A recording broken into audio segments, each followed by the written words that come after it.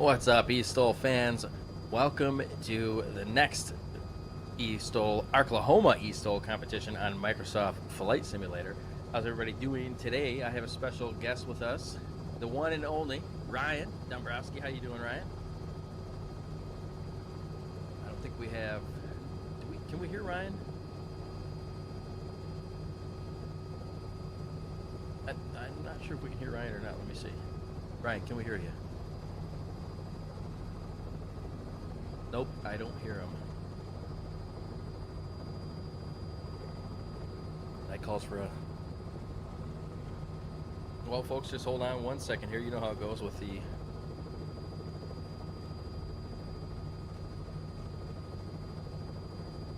We just had Ryan's audio, and all of a sudden it goes bad. What do you know? Well, listen, we'll take this time to go to a little video about what eSTOL is. So in case you're watching today and you don't know what eSTOL is, well, you can find that out just by watching this little short video we have here, and we'll have Race Control cue that up for us.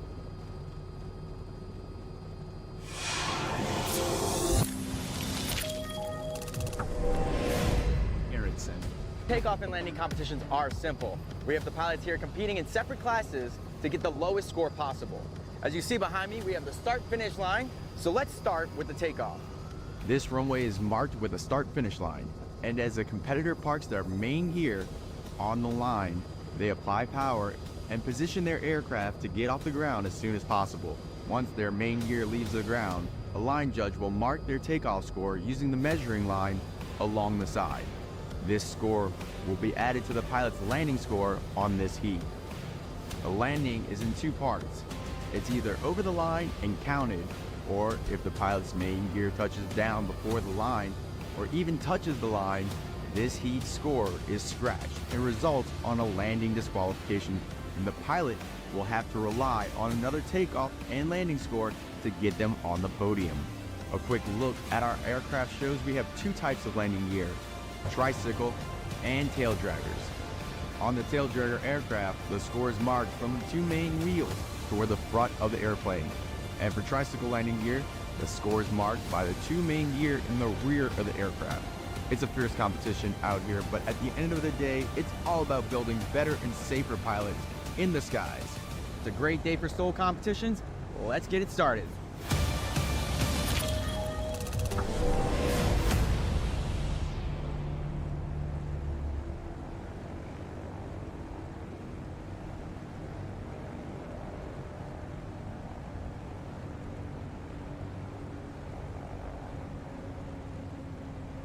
Folks, normally it's my audio that's missing, but today we finally have it so where it's not my audio. You got me? But glad to see everybody here. Happy to see you, Ryan. Hello. Did we fix it?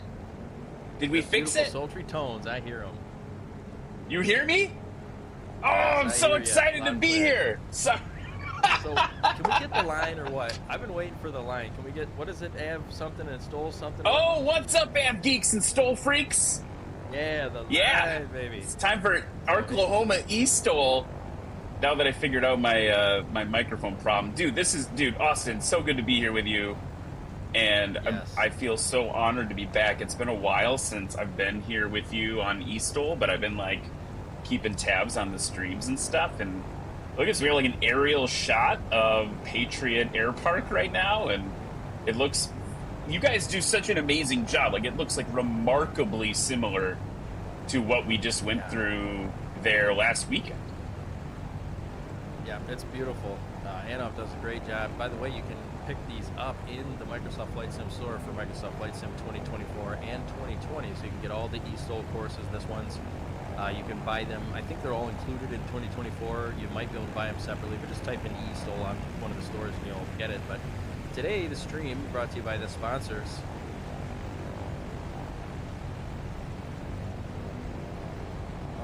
I have to actually look up the sponsors. I must have misplaced my list here, so forgive me on that. But I will get the names out here in a second. Oh yeah, sponsors today, Hangar Studios, how could I forget, and On Air. So thank you guys for sponsoring the stream. Dude, and so cool. Absolutely. So last year when we were here, there was a wind that was just unbelievable. And by the time we got to the the Spec class, I mean, oh my gosh, it was just the planes couldn't even stay on the ground. And here in eSTOL, we don't have wing walkers. You know, I've been waiting for somebody to make a wing walker mod, but nobody has. So, you know, but man, I hope we don't have. I mean, I always wish for wind, but that was too much wind last year. So let's hope this year we have just a little bit less wind. Wait, I'm going to interrupt. Is that us in the trailer? That is. Yes. Look at us. I'm even wearing like kind of the same shirt. I didn't even mean to do that. I love that. Look, Yeah, I mean, that's pretty close. Me too, almost. Look at that. Yeah. Wow. The hair maybe, actually, it's close. It's close. Maybe the tones, we'll have to tweak the hair I think it's color. just the shadow. It's just the shadow. Oh, sure. That's all it is. Yeah. But no, wearing my flying ass glasses. Anov made us, and Anov put us in the sim, and we got the trailer there, which sadly no longer exists, but, you know, it is what it is. It is what it is. The people that were in the trailer, well, nobody was in the trailer, but the people that go in the trailer sometimes are still all alive, so that's the good part about it. Yeah. So we're excited today to see the touring class. Yeah, so this is the thing. I was like prepping for this, and what I love is in eSTOL, there's a lot of cool things happening, like broadly, right? But the biggest, coolest thing for me was logging into the scoring spreadsheet and seeing the diversity of aircraft that you wouldn't normally see in what we would call like IRL STOL or national STOL, right? So like the touring class, like triple Wilgas, that's awesome. We've had a Wilga do exhibition. Well, I think he competed actually back in it was Skull Stoll a number of years ago up in Minnesota, like and that was super cool. Actually, that Stoll, that particular competition was where I was messaging in the YouTube comments to get this whole thing that we're doing now started. So I just randomly started messaging in the YouTube comments, hey, I want to talk to somebody. You know, I was pulling a Karen. I was like, hey, can I get a manager? And, you know, then Tom ended up, you know, I ended up talking to Tom about it, and just come to find out, we both thought it was a good idea to do something like this, you know, where we can do an online thing for people to kind of get into it and, you know, appeal to a whole different crowd. And hopefully I want to see some of these eSTOL pilots come into the real STOL world, which would be really cool. Some of them can't, obviously, for reasons where they can't get a license or they can't fly, but it would be cool to see some of these people, and some of these guys are actual pilots. So, like Frozen Alaskan in this first competition here, he's an actual pilot. And Victor Vasser. Yeah, so that, and thank you for saying Victor Vasser, because the last time I think I was like, Victor? Totally missed the Polish thing. But yeah, here's the lineup for your touring class, folks. Tom Smith in a Wilga 80P from Pennsylvania. Brown Dog in another Wilga 80 Papa model, Southeastern Kentucky. Frozen Alaskan, guess what? From Alaska, also rocking the Wilga. And then Victor Vasser in the Mall M7, all the way from Poland, working that international internet connection. So that's pretty cool too. Yeah, so he's going to be flying a little choppy. No, just kidding. It's not too bad. The servers mesh up pretty well, actually. And when you consider, you know, Alaska, if we're flying, we don't really tell anybody what server we're on so we don't get trolls. But, you know, whatever server we're on, you can imagine that Alaska and Poland are pretty far away. But we should see some smooth flying either way because they go together pretty well. Yeah, it's going to be rad. So the Arklahoma STOL, national STOL event last weekend was a smashing success. We had Dan Reynolds take the gold in unlimited class. We also had a bunch of really new aircraft on the scene. A lot of Badlands Travelers, the Backcountry Boss, the new mall, or not the new mall, transitioning from a mall over to a experimental Bearhawk was John McCardle. And so just like that touring class, that experimental class, wilderness class in National STOL, it's cool to see a version of that here in eSTOL. Yeah, definitely.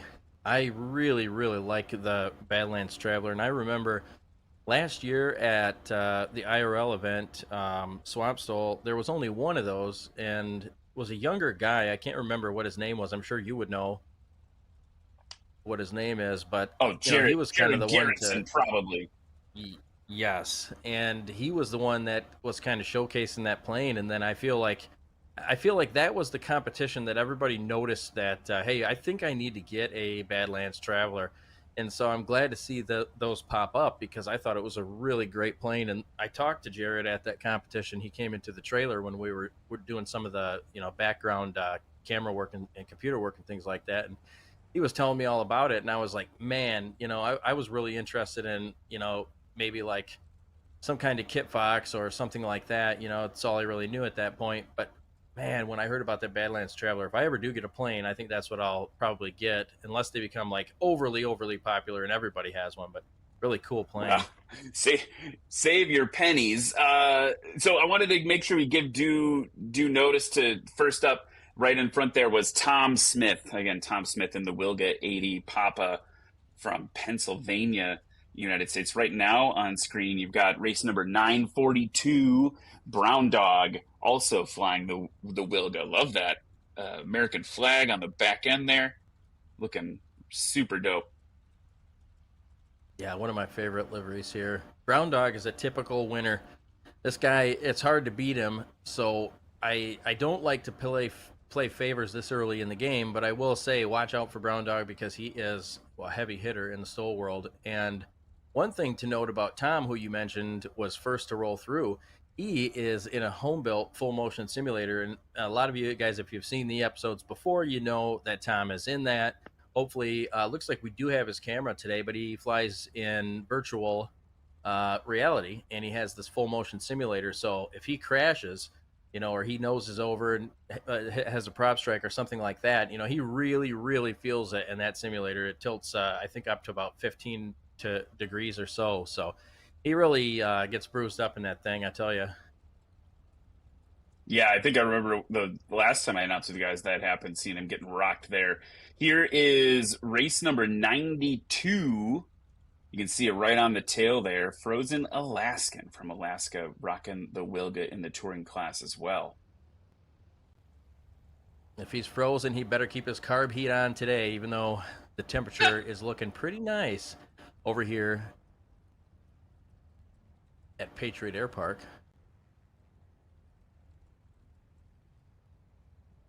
And then trying to be a little different from everybody else, Victor Vasser in the Mall M7. That's a cool, dude. That might be one of my favorite parts about eSTOL is like, look at I love it. The decoration and the paint jobs you can do, the customization of your aircraft. It's a lot cheaper to do it digitally than with real paint. You can have some real fun with it, like lifting the tail up for style points too. Love that. So the Mall, as far as the competition here in the flight simulator, the Mall does really good. On one end of the takeoff and landing, but doesn't typically do too well. I think the landing is probably where it shines. I think it can land really competitively and even shorter than the Wilga sometimes. But if we're going to see anything out of Victor today, we're going to need to see some really nice takeoffs from Victor. Maybe sub 50, 60 feet. So we'll see if he can do that. I think next year, although I love the plane, it's a great plane. It's one of the original, made by one of the original sponsors from the very early seasons of eSTOL. Love the plane, love the people that made it, but I will say it's just not cut out to beat the Wilga on takeoff. Now landing, it can beat almost every time. So we'll see what happens here. Maybe we'll get some good wind for Victor and he can somehow take out some of these Wilgas. But I will say, watch for the Wilgas and watch for Brown Dog.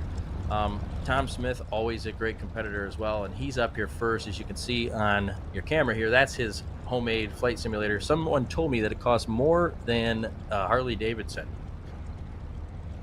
Whoa, well, that's crazy because some Harley Davidsons cost as much as a Piper Cub. Yeah, we're talking. Well, yeah, we're talking. And what you buy? Maybe we're talking like a Roing or something like that. Maybe $15,000 to $20,000. I mean, that's pretty darn expensive. but he made it himself. I mean, all that is handmade, you know, come from his own mind, which is really interesting. Tom Smith's on the roll and up into the air there in the Wilga. I want to see this competition you're talking about there, Austin, because I feel like the last time I saw Wilga IRL, it wasn't as competitive as the mall, but it could have been obviously pilot proficiency playing a part of that.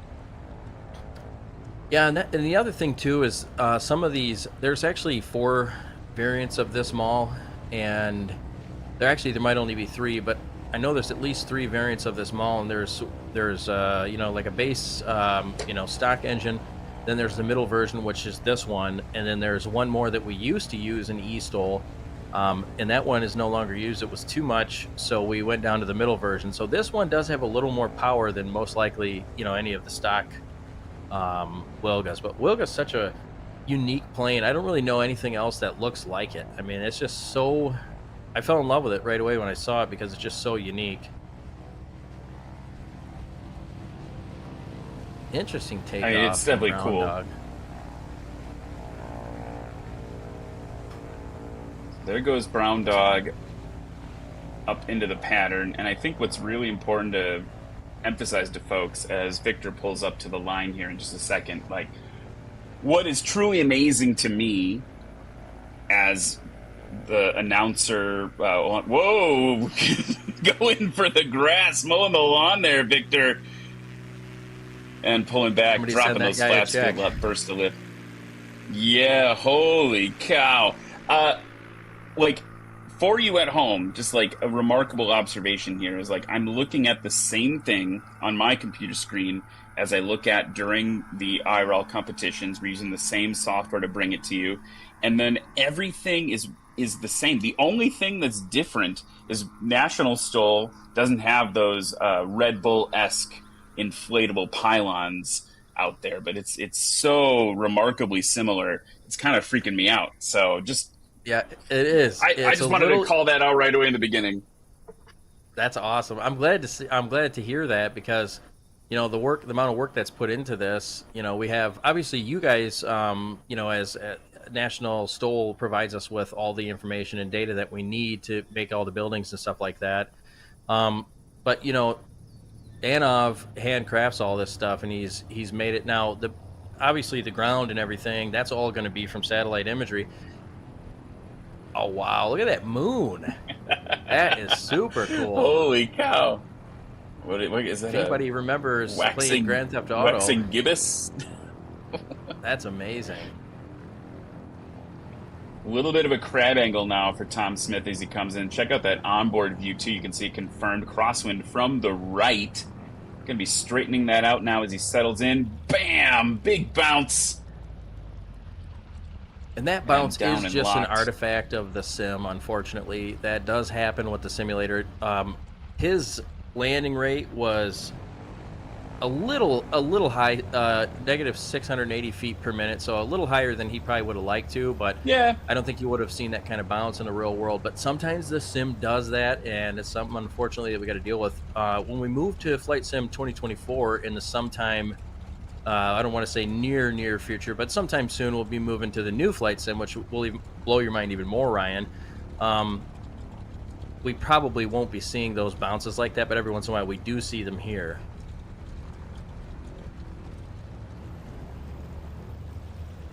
And that was well done there by Brown Dog. It looked like the tail touched down before the line, and that is obviously not a big deal. It's all about the mains, so really well done there. Yeah, that's a well-placed landing if I've seen one.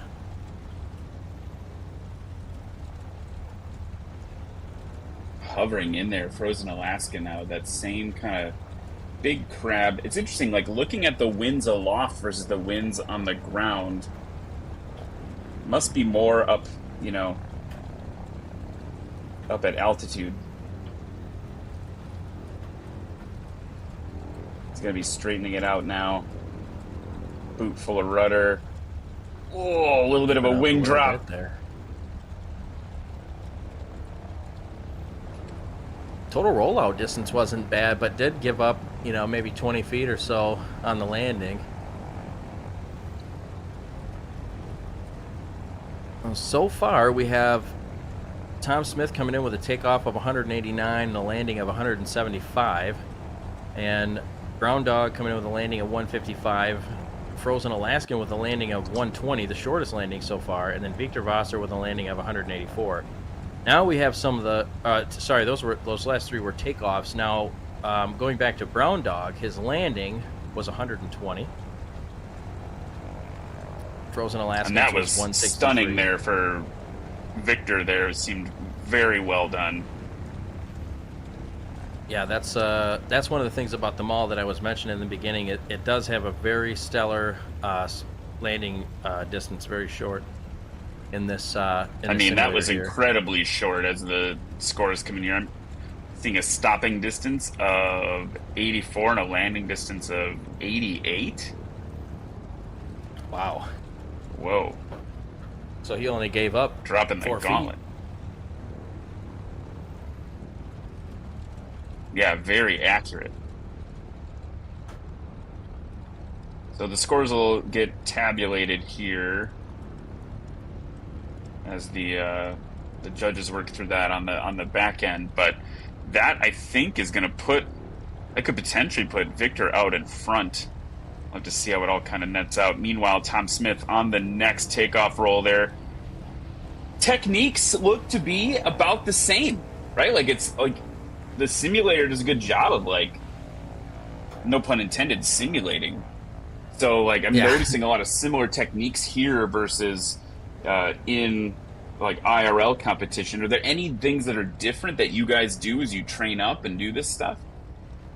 Well, mostly it's the same. I will say this: since the merger of eSTOL and National Stol, you guys have given us quite a bit of, just I remember just from one of the very first competitions, I think it was Eric that was mentioning that, hey, when we see Wilgos take off, they don't take off like that.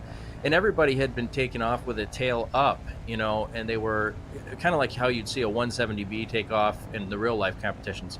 So you were seeing a sort of a takeoff like that, and then Eric mentioned, hey, because you have these, I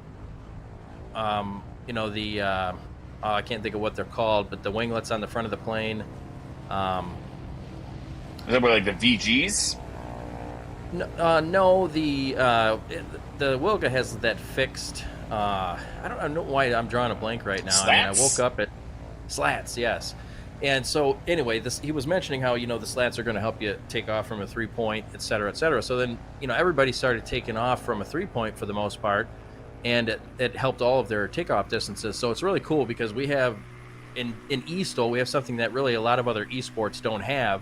We have access to the pros and people that talk to the pros every single day, like Eric and yourself and Cam, so it's really nice that we have that, and your guys' tips and stuff has made eSTOL, and realistically they're doing better because of your tips. So it is very similar to real world. Well, don't take any, just for all the eSTOL pilots, don't take any advice from me, because I am just the guy that talks about it with Cam. Like, Cam and I just talk about it. So don't take any advice. I always feel like such a hack when we're, like, you'll probably hear me say it here as well. Be like, oh, like that one pulled back on the stick a little late. And it's like, come on, dude, when's the last time you were doing STOL stuff? I'm a pilot. I fly back. I don't fly backcountry. Yeah, but I'm just not, like, I watch a lot of it. I see it all happening all the time. Yes. But I'm not out and I there think that's why you're doing the work. So. Yeah. Oh, yeah. 100%. I know the feeling too. I totally understand your feeling, but to your credit, you do, you watch a lot of it, and I think your brain calculates a lot of this stuff. You don't even realize it, so when you're saying that, you're noticing that without even really thinking of it. You know what I mean? Because you're watching so much of it, and you're casting almost every event. So I think you have some credit to be talking about that, but it's okay. I know how you feel because I felt the same way with eSTOL. Because I don't fly eSTOL anymore, but here I am saying, oh, he pulled a little early, or he gave up 20 feet, you know what I mean? And it's like, this guy's probably thinking I'm a jerk, but obviously we don't do it because of that. We do it just to communicate to the fans what we're seeing. So Tom Smith now down and stopped there on the next run through. First run was 189 combined with 75. Takeoff distance was shorter that time, down to 162. See what the landing distance comes in at. Looks like landing distance 153. So seeing some improvement there. Here's Brown Dog now down, plopping it in.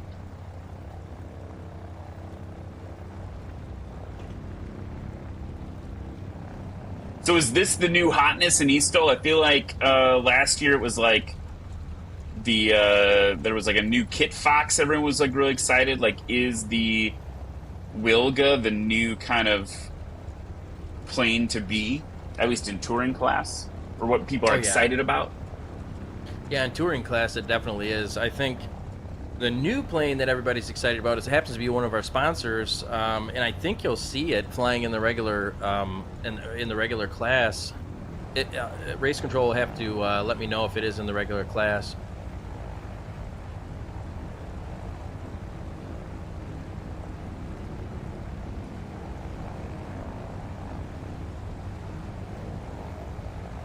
So we did get some confirmation from Race Control. The Hangar Studios, the new Hangar Studios plane, the 25-inch bush wheels will be in Backcountry, and the 35-inch bush wheel variant will be in Unlimited class. So that's the new Scout from Hangar Studios, which I think is widely sold as like a budget Husky in the real world.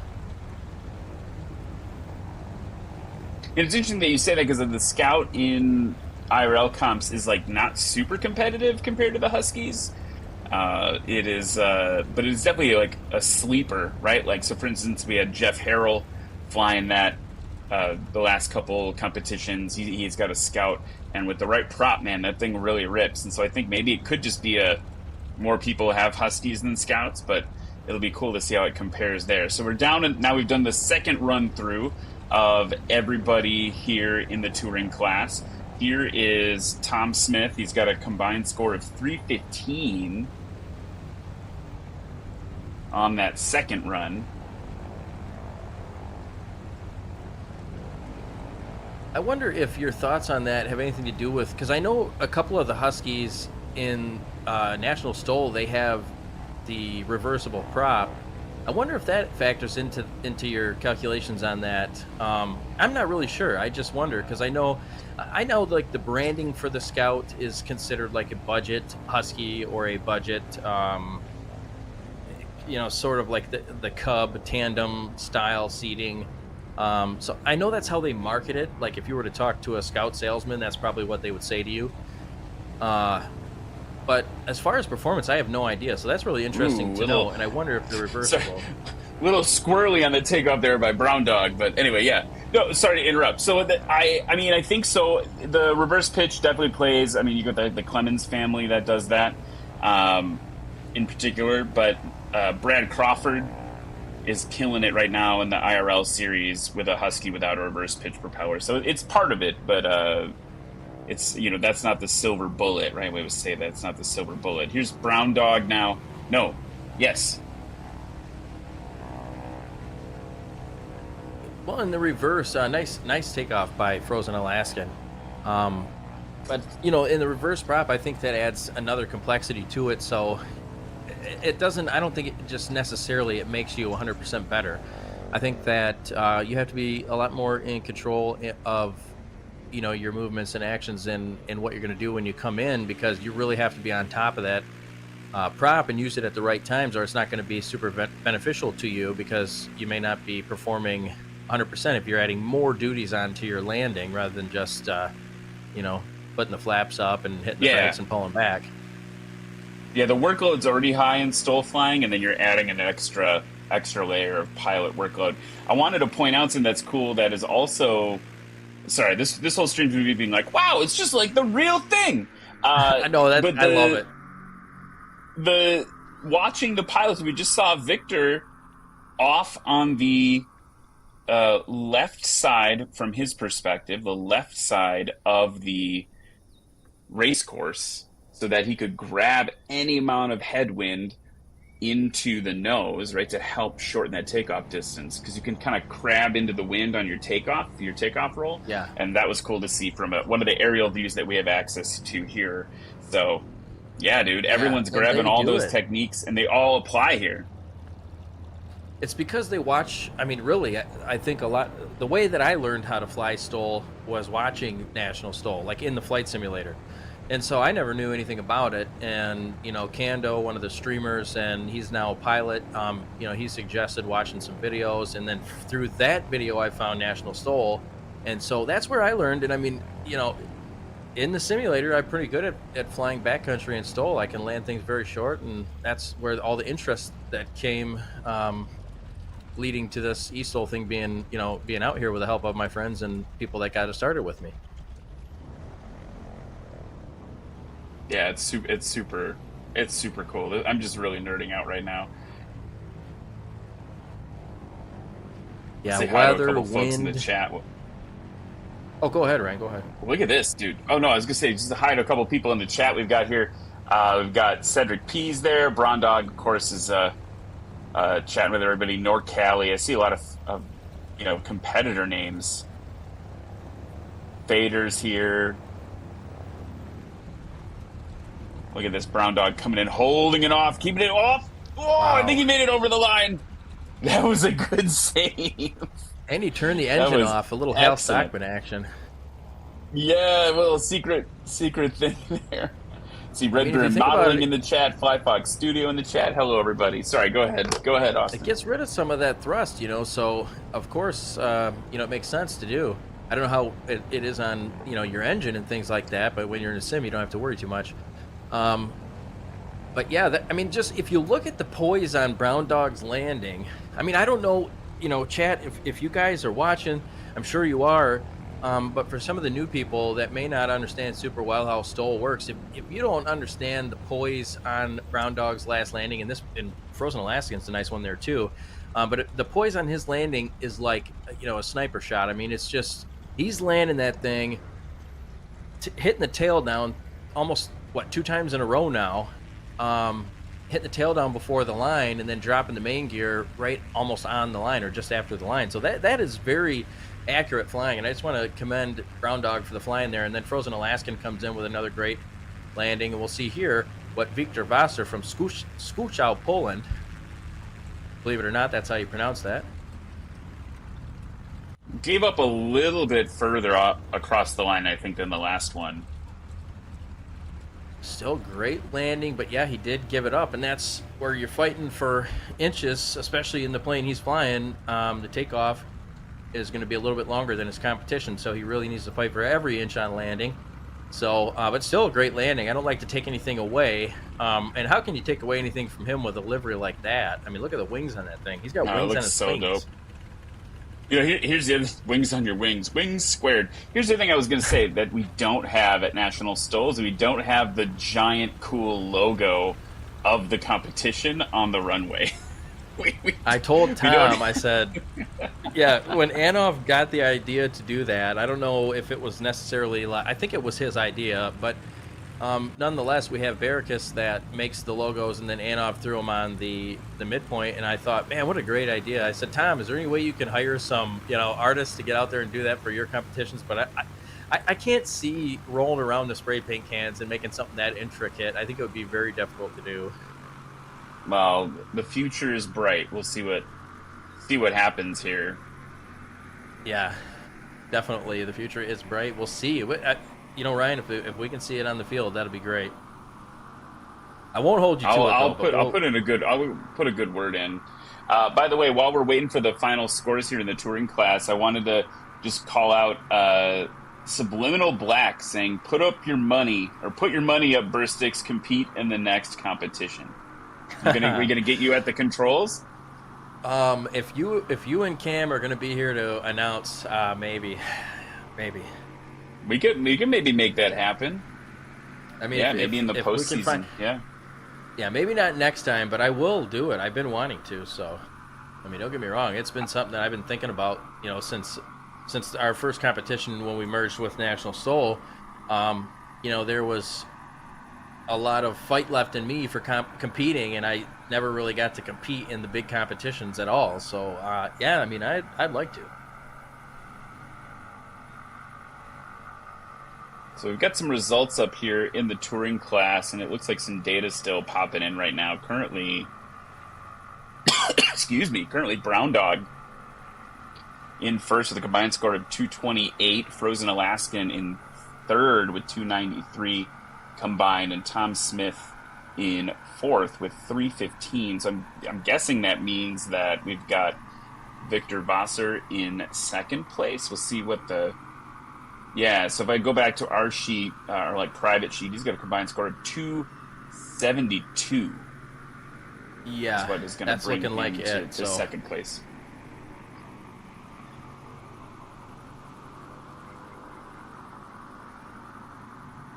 So yeah, congratulations to Brown Dog on that one.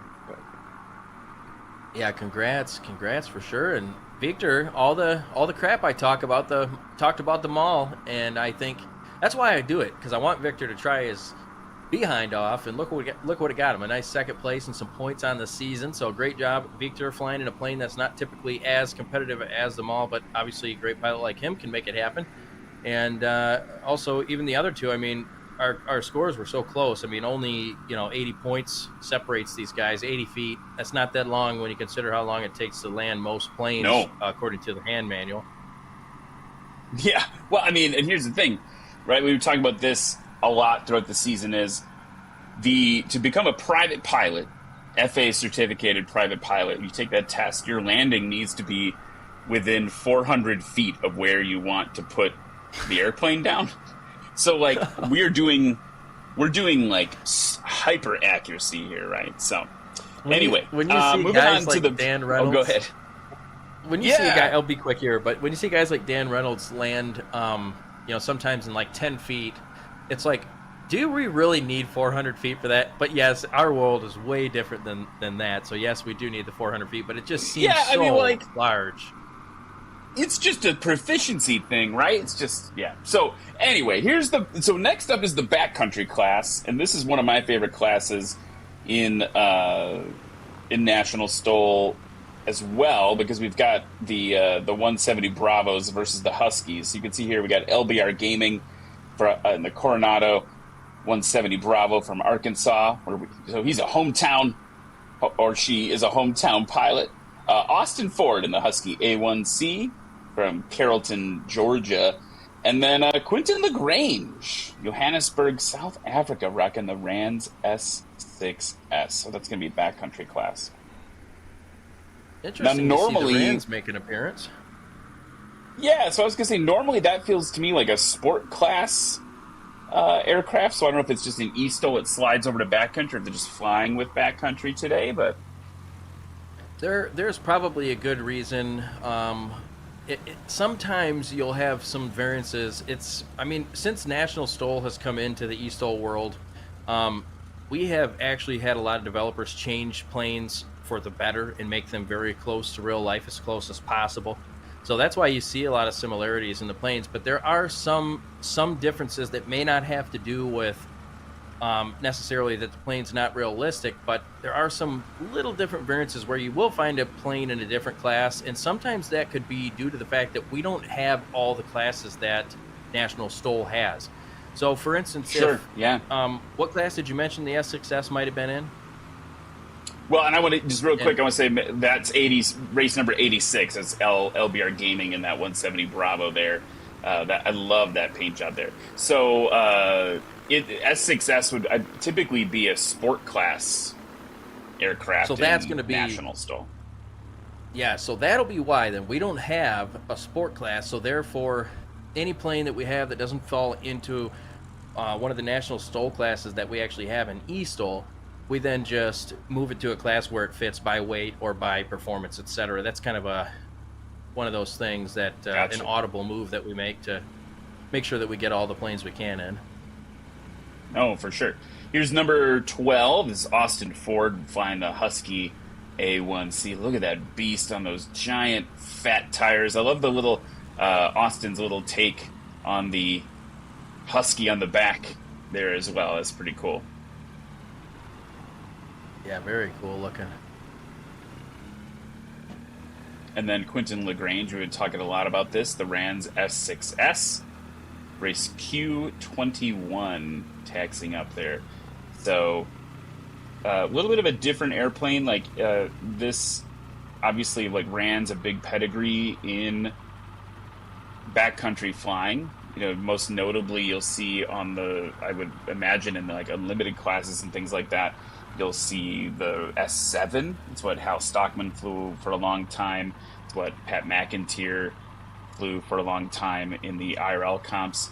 And the S6S is basically an S7, but side by side instead of tandem seating. Like, broadly speaking, I believe they've got the same wing, and they've got usually the same, you know, power plant up front. So Super kind of a little nerd history lesson there on the pedigree of the Rans bush planes. Now the big one that they're producing is the S21, which is an all metal aircraft side by side bush plane. Yeah, interesting enough, we don't have an S7 here in the sim, but the maker of the S6S, which by the way is a great plane, a lot of rework done to that recently. So basically a whole new upgrade to the plane that was done. I think owners of the plane got it for free, but if you haven't bought the plane yet, one of the very early and first sponsors of eSTOL, not currently a sponsor, but one of the very first ones. And, you know, we don't want to forget where we started from with eSTOL, so we do appreciate that. But, you know, back in the day, though, those guys did a lot to help us out. So anyway, Flyboy is the maker of the S6S, and they are currently doing an S21. So while we don't have an S7, whoa, you might have touched back down there. LBR, I don't know if he touched down or not there. That was, whoa, close one. Good save. If he didn't touch, good happens. save.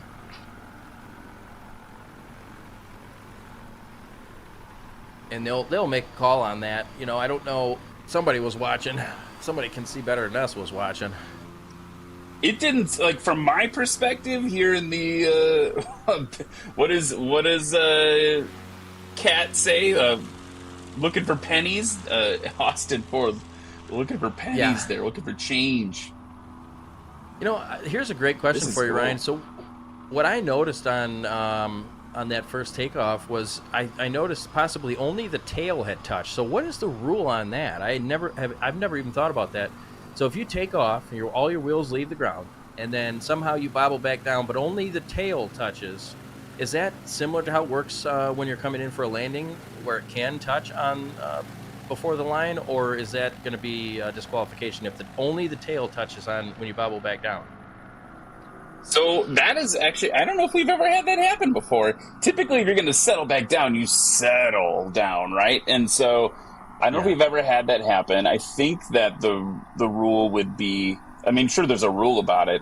I believe it'd be fine. I think it'd be fine if your tail touches, but it would be hard to judge because you typically, in a tail wheel, you're going to judge off of where the mains land. So how would you even judge?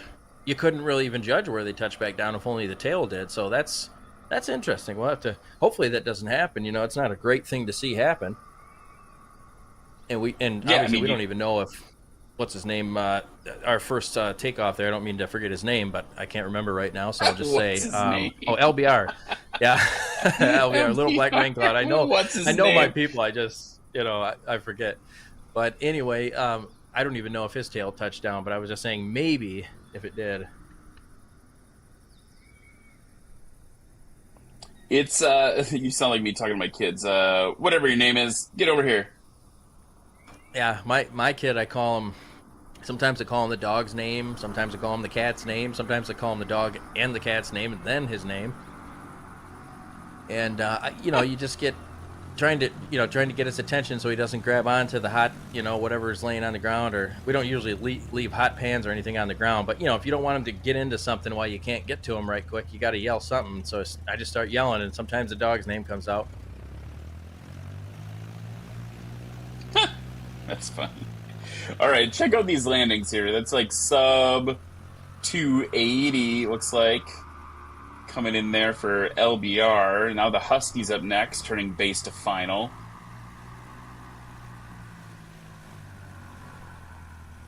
I wanted to ask Race Control if we could get a weather check up on the screen. I'd like to see what the weather was looking like, and I think maybe the crowd would too. And forgive me if you've already put it up, but if you can, toss that up. Ooh, onboard cam with Austin Ford. Super for a cool. split second there. Look at that. Look at that. That's a setup. This is the thing. Maybe you guys in the chat can give me some monitor recommendations. I've got like a yoke and I've got my throttle quadrant. Went with the like honeycomb stuff. I know that's not like you want to stick, right, for bush flying, but I started there. You got any recommendations? Just pretend you're flying a mall. Widescreen monitor. Yeah, well, yeah, a mall or a 170, right? But yeah. But I would say if you're not going to do, and obviously chat, chime in on this, give Ryan some recommendations for a good monitor. But I would say anything in the widescreen category would be interesting for flight sim. I mean, I only have, a standard 27-inch monitor, and I have a good enough time flying in the flight sim with my my Tobii eye tracker. I don't do VR, but yeah, I think anything widescreen is kind of, if you're looking for one and you have a few extra dollars, maybe buy yourself a Christmas present, I'd go with some widescreen. Oh, we'll see in the next setup. A lot of heat coming in on that approach, by the way, for the S6S. Like, just a lot of speed to dissipate, so it's a little bit farther down. You can see we were kind of a ways down the race course there. We do have some... About 30 feet Victor, longer there than... Victor recommends the 3X Monitor Lama Pro Lite XU27. Usually XU is going to be in the Acer category, so I wonder if that's maybe an Acer monitor he's talking about. NCD Ents Ferrum says he uses a 49-inch Samsung. Subliminal Black is using the MSI curved monitor 25-inch, $127 at Sam's Club. Yeah, but Subliminal, do they make you buy like 10 of them because it's Sam's Club, or can you just buy one at a time? I'm going to Google these later. This is great. Also, sponsor us, MSI. Oh, yeah. Brian's on the right track. Hey, Foxtrot's Hanger in the YouTube chat. Thanks for stopping out, Foxtrot. If you guys don't know who Foxtrot is, really, really cool YouTube channel. Super interesting guy. He does some backcountry stuff. He does some regular, what do you call that? General aviation stuff. Really cool community. One of my favorite streams. If I'm watching Flight Sim and Foxtrot's on, I'm going to stop in there and say hi. So you can check him out. Just search Foxtrot on Twitch.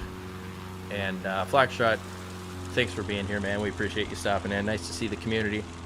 Also, I don't want to forget some other people that do have some streams that I didn't mention. NorCali, another great streamer. I'm pretty sure NorCali is still streaming. And if I forgot you, don't worry. I'll get with me and let me know you're streaming and stuff like that, and we'll talk about you on the next eSTOL competition if I don't know about you streaming.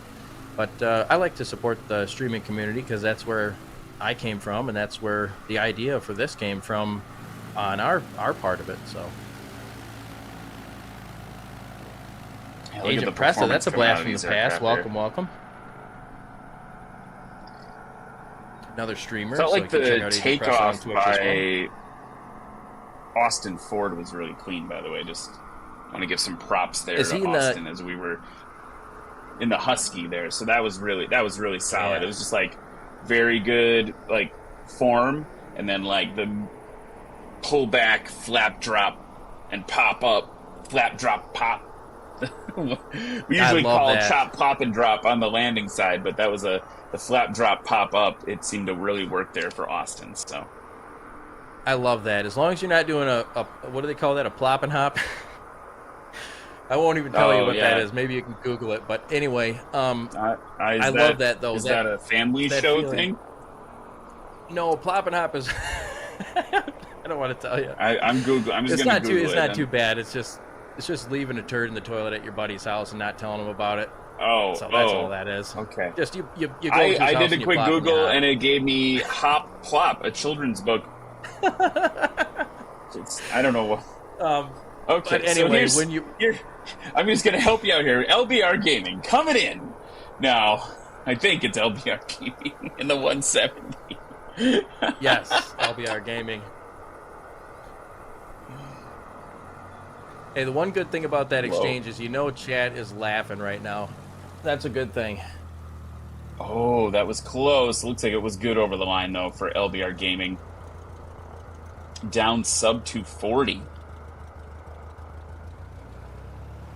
Interesting point for chat. The 170B that they are flying is actually not the same 170B as everybody flew last year. This year, it's the Coronado 170B. I'm not privy to the reasons why they switched. I just think that possibly the Coronado 170B was more accessible for people on Xbox. I think that's likely what it had to do with. So, because we do have Xbox people allowed in our competition now, thanks to the hard work of Anov and the rest of the eSTOL team. And then also... Oh, was that a scratch? Was Austin too short in that one? Man, that might have been. That was really close.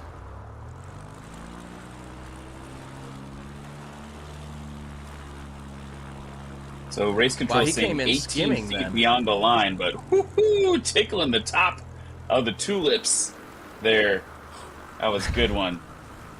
So I love that. So tickling the top of the tulips. This is a question for you. Well, Quentin comes in the little slip action too by Quentin. Nice. Are people is anyone today competing on an Xbox? I know at least one. Good over the line for Quentin LaGrange there. Now he's going to get heavy on the binders, rolling out. So that's the thing he's got to figure out, right? Is like just how to get that thing down and stopped a little bit shorter.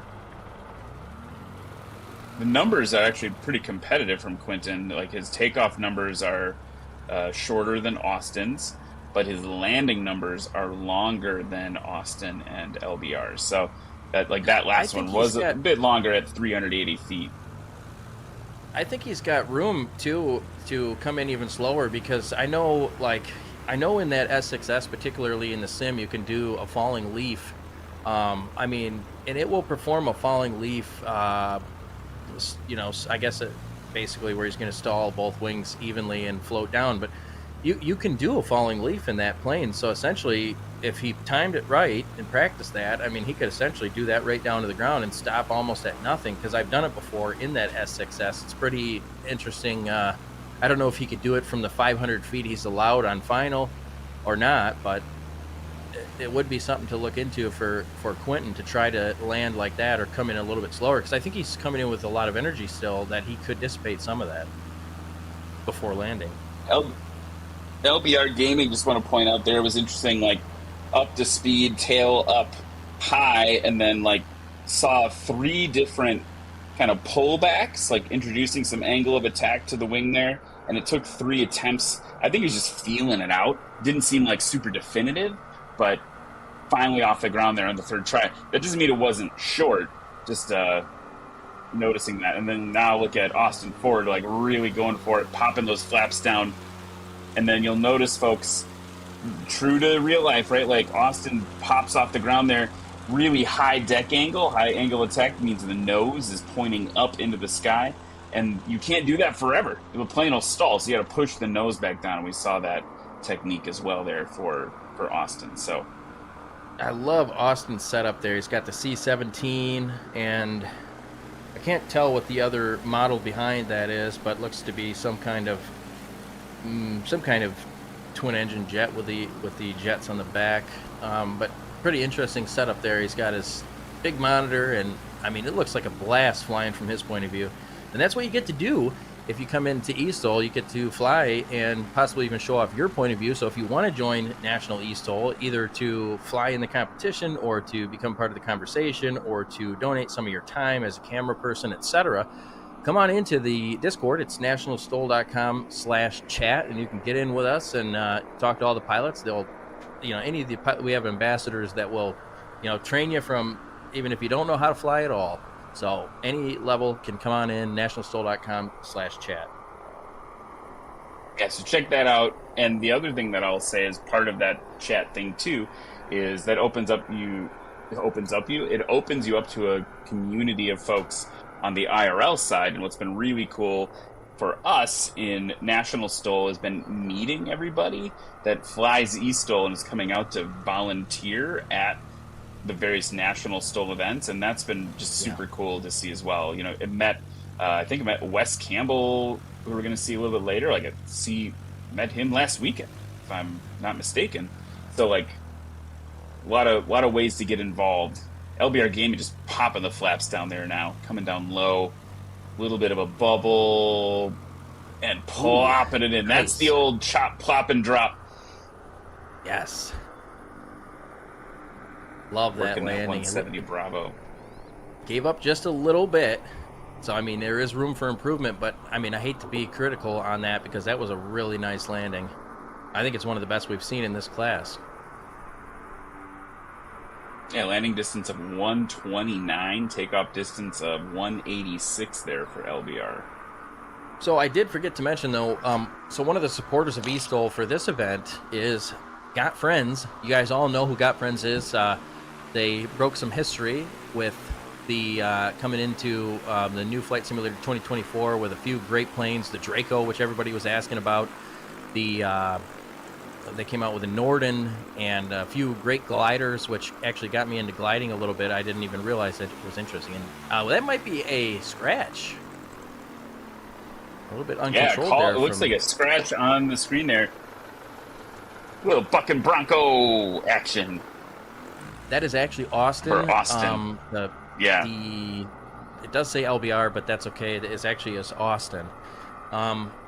But yeah, so thanks to Got Friends for being a huge supporter of National STOL. And I wanted to go back just a little bit to when we were talking about Xbox. They were a major help for getting Anov's flight sim sceneries for eSTOL into the store. So, nutshell, you can thank Got Friends for being part of the reason why we were able to allow Xbox people to come in and join us, just like the people on PC. So thank you. Big round of applause for everybody involved in that, and we appreciate it.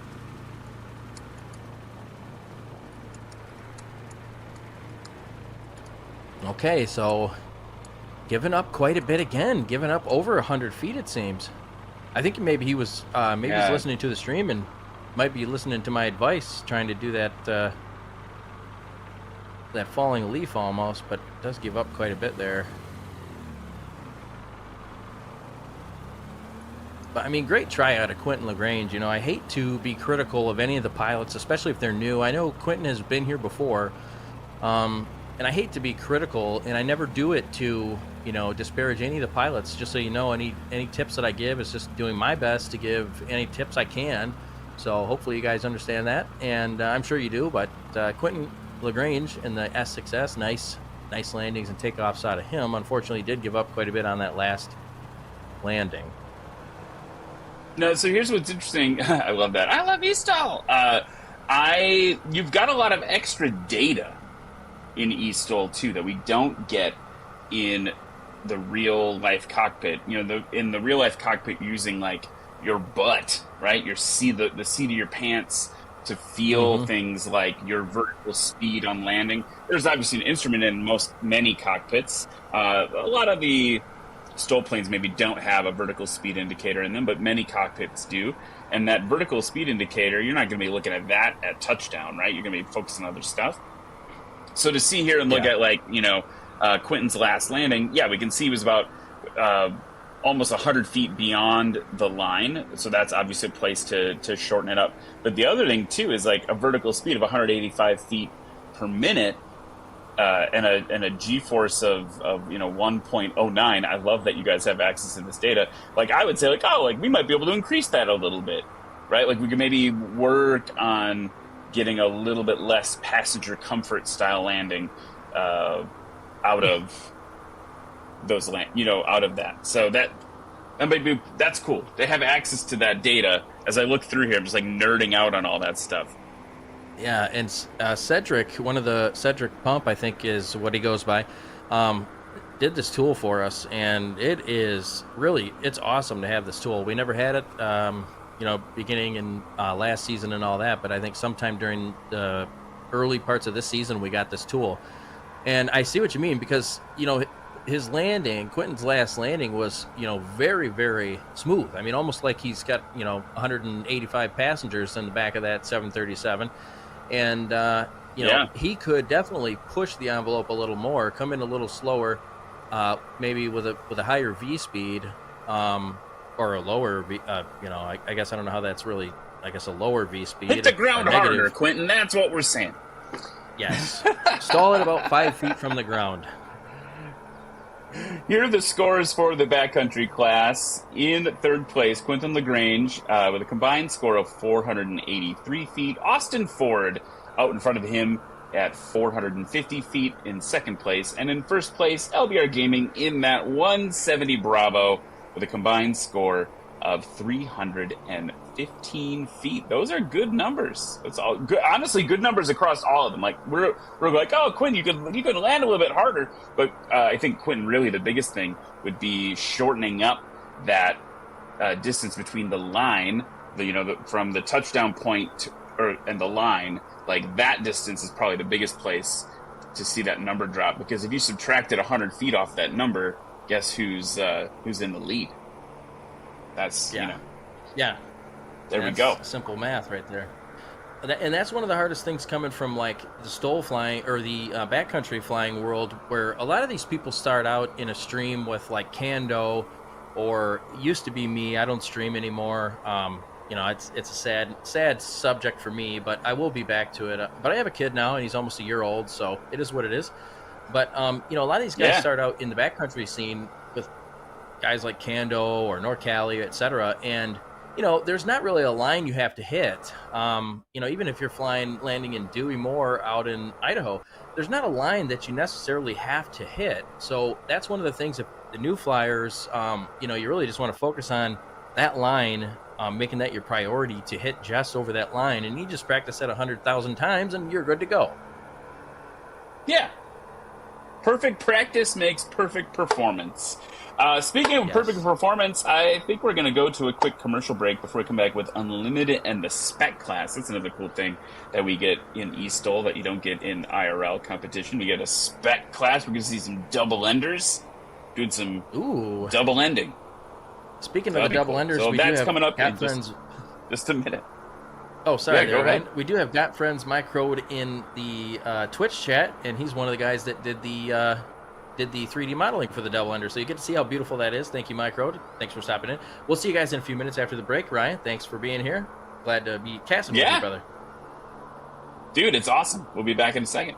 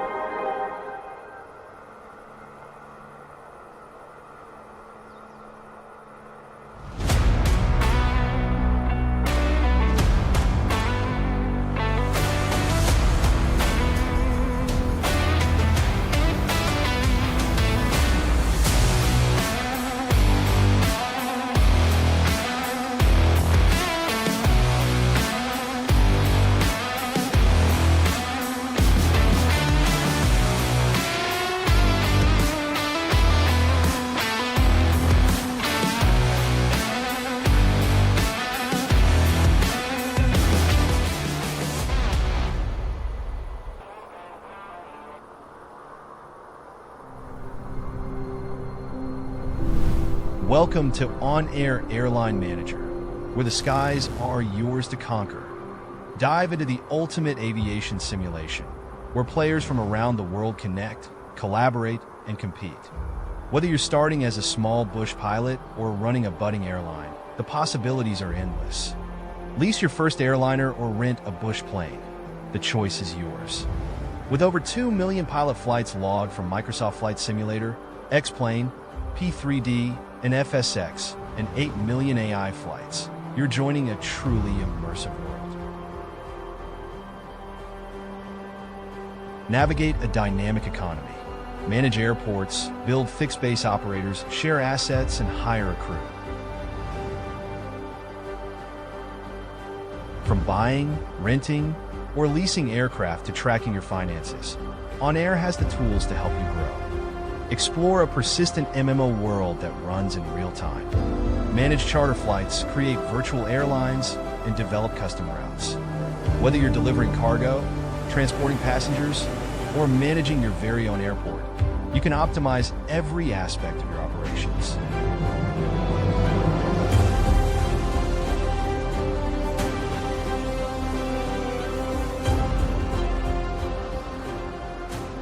From thrilling bush flights in rugged terrains to long-haul airliner operations, On Air offers it all. Bush flying will test your piloting skills in some of the most remote and adventurous locations around the world. With real-time flight tracking,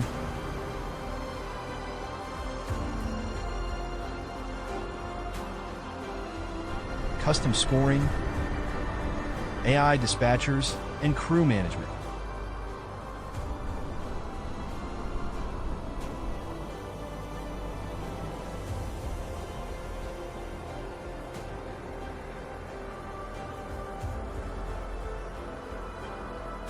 On Air is the most complete airline management experience.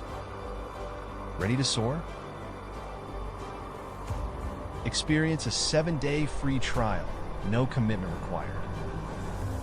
Join the active Discord community today and begin your aviation journey with On Air Airline Manager. Your airline, your adventure, your skies.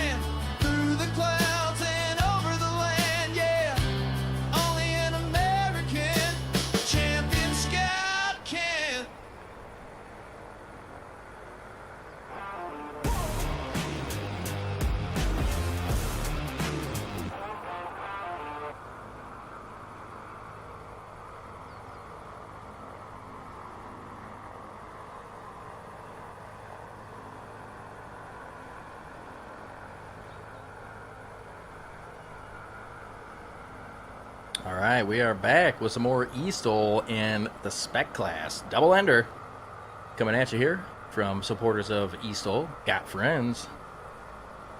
Double ender was one of my favorite planes when it first came out. Still is one of my favorite planes. I haven't flown it in a little bit because I haven't been doing a whole lot of flying with, like I said, I got the new kid, and it's hard to get into the flight sim when I have a 1-year-old almost running around.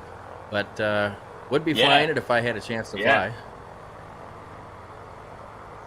Dude, I will just tell you, as a parent, I got a 7 and a 10-year-old, and like took him for a little bike ride before the stream today, and the 10-year-old crashed her bike into someone's car. Like it never gets. No. It gets never. She's fine, but like, and the car's fine, but like, it's just never a dull moment. But you will get through this early time. This early time is hard, and you're gonna get through it, and you'll get your life back, and you'll be good. So the double ender. It's this definitely this is a cool thing. Times. Yeah, I like to see the Spec class, like you were mentioning. Something that hasn't happened yet for the real life national STOL. I think that you guys would love to see that happen, and I think the right circumstance may come along at some point where you can make it happen. I think it would be a really cool class to see, because you're seeing the same planes. It's all going to be, everybody's flying the same thing. So the only differences are going to be pilot skill and maybe a gust or two here and there that may show up or not show up for a certain pilot here or there. So that's in a few minutes, but first we've got, it looks like, our unlimited class lined up. We've got I see a Kit Fox out in front there. And so, yes, that to your point has not happened yet in National STOL. I think it will soon. It's just a matter of getting the funding for identical airplanes for everyone to fly. Oh, this is actually the unlimited class. I thought for some reason I thought it was a Spec class. That'll probably be later. That'd be after this. Let's get the lineup here for the unlimited class. You got Wes Campbell flying that Kit Fox SS comp from Wiley, Texas. NorCali J, I remember NorCali from when I announced this the first time. Also the Kit Fox SS comp from Eureka, California. Aether Josh, Kit Fox comp from Antwerp, Belgium. And then we've got Luke Carrier and the Monster NX Cub from Waynesville, Ohio, and MP Troll, Savage Cub, flying the Xbox. That's gonna be cool. Yeah, that's our Xbox guy. Oh, MP Troll's gonna be in the next seat here from Race Control, so that'll be cool to see him flying in the Xbox, though. So.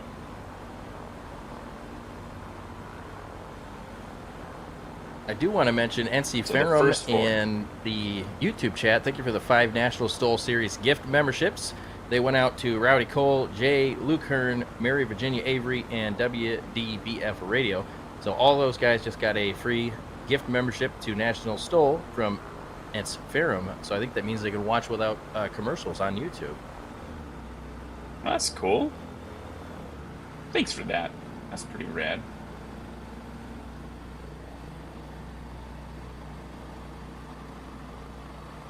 So first up here, we've got race number 72. This is, again, a Kit Fox SS comp all the way from Wiley, Texas. It's Wes Campbell.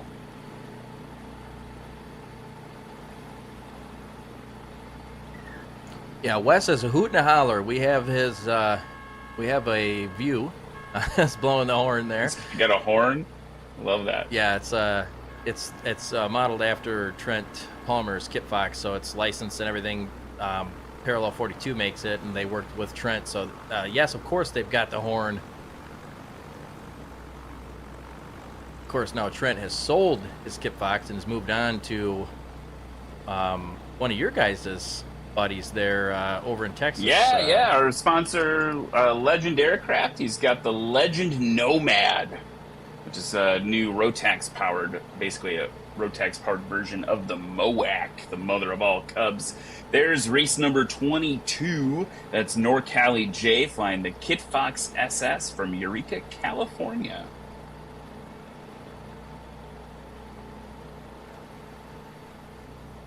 working those flaperons for the camera there. So interesting. And then this airplane. Oh, go ahead, Ryan. Oh, I was gonna say this next airplane looks a lot like Eddie Sanchez's plane, Devil Girl 2, but this is Aether Josh from Antwerp, Belgium, race number 84, also flying the Kit Fox count. Go ahead. Slick looking livery. I wanted to point out Foxfly Studio mentioned in the chat here. He's part of the National eSTOL team. Interesting fact, the Kit Fox comp was born at Arklahoma last year for the eSTOL. So basically the first time it flew was in this, or in the Arklahoma eSTOL competition. So in this competition last year.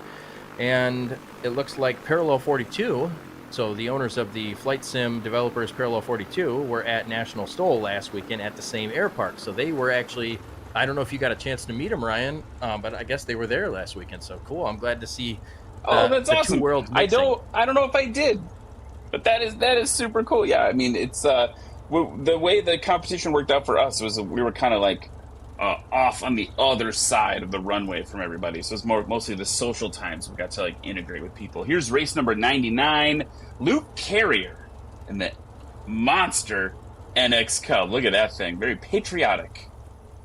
My patriotic guy, Luke Carrier, man, I like that guy. Came into my chat and when I was streaming back a year ago, and came in swinging his hair, and he was all about the eSTOL ever since. I wanted to mention from chat here, Cam got us some insanely helpful close-up photos of the real plane. Dude is so awesome. Does he still host MC eSTOL from time to time? Yes, he does.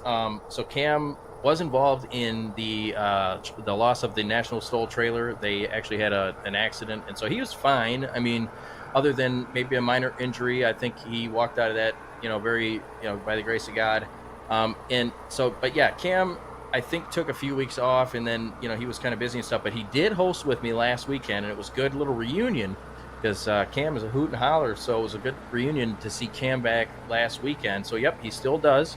And he still hosts regular National STOL as well with Ryan.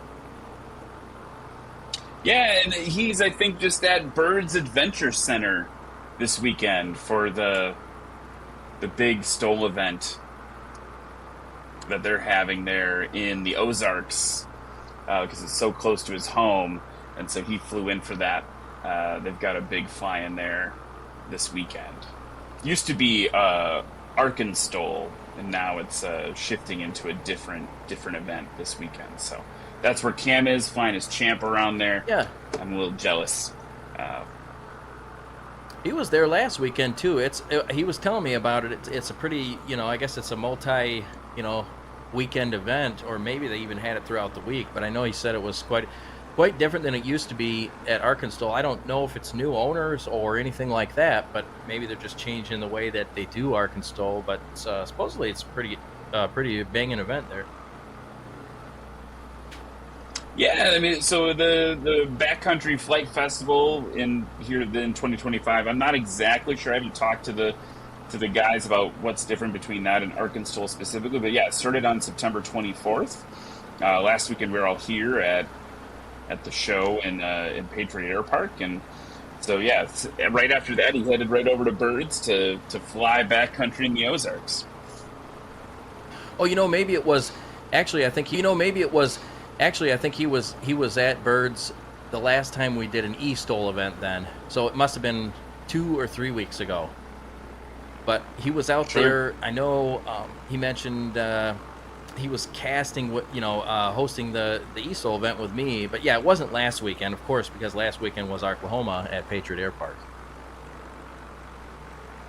NorCali J on the line right now, getting ready to depart.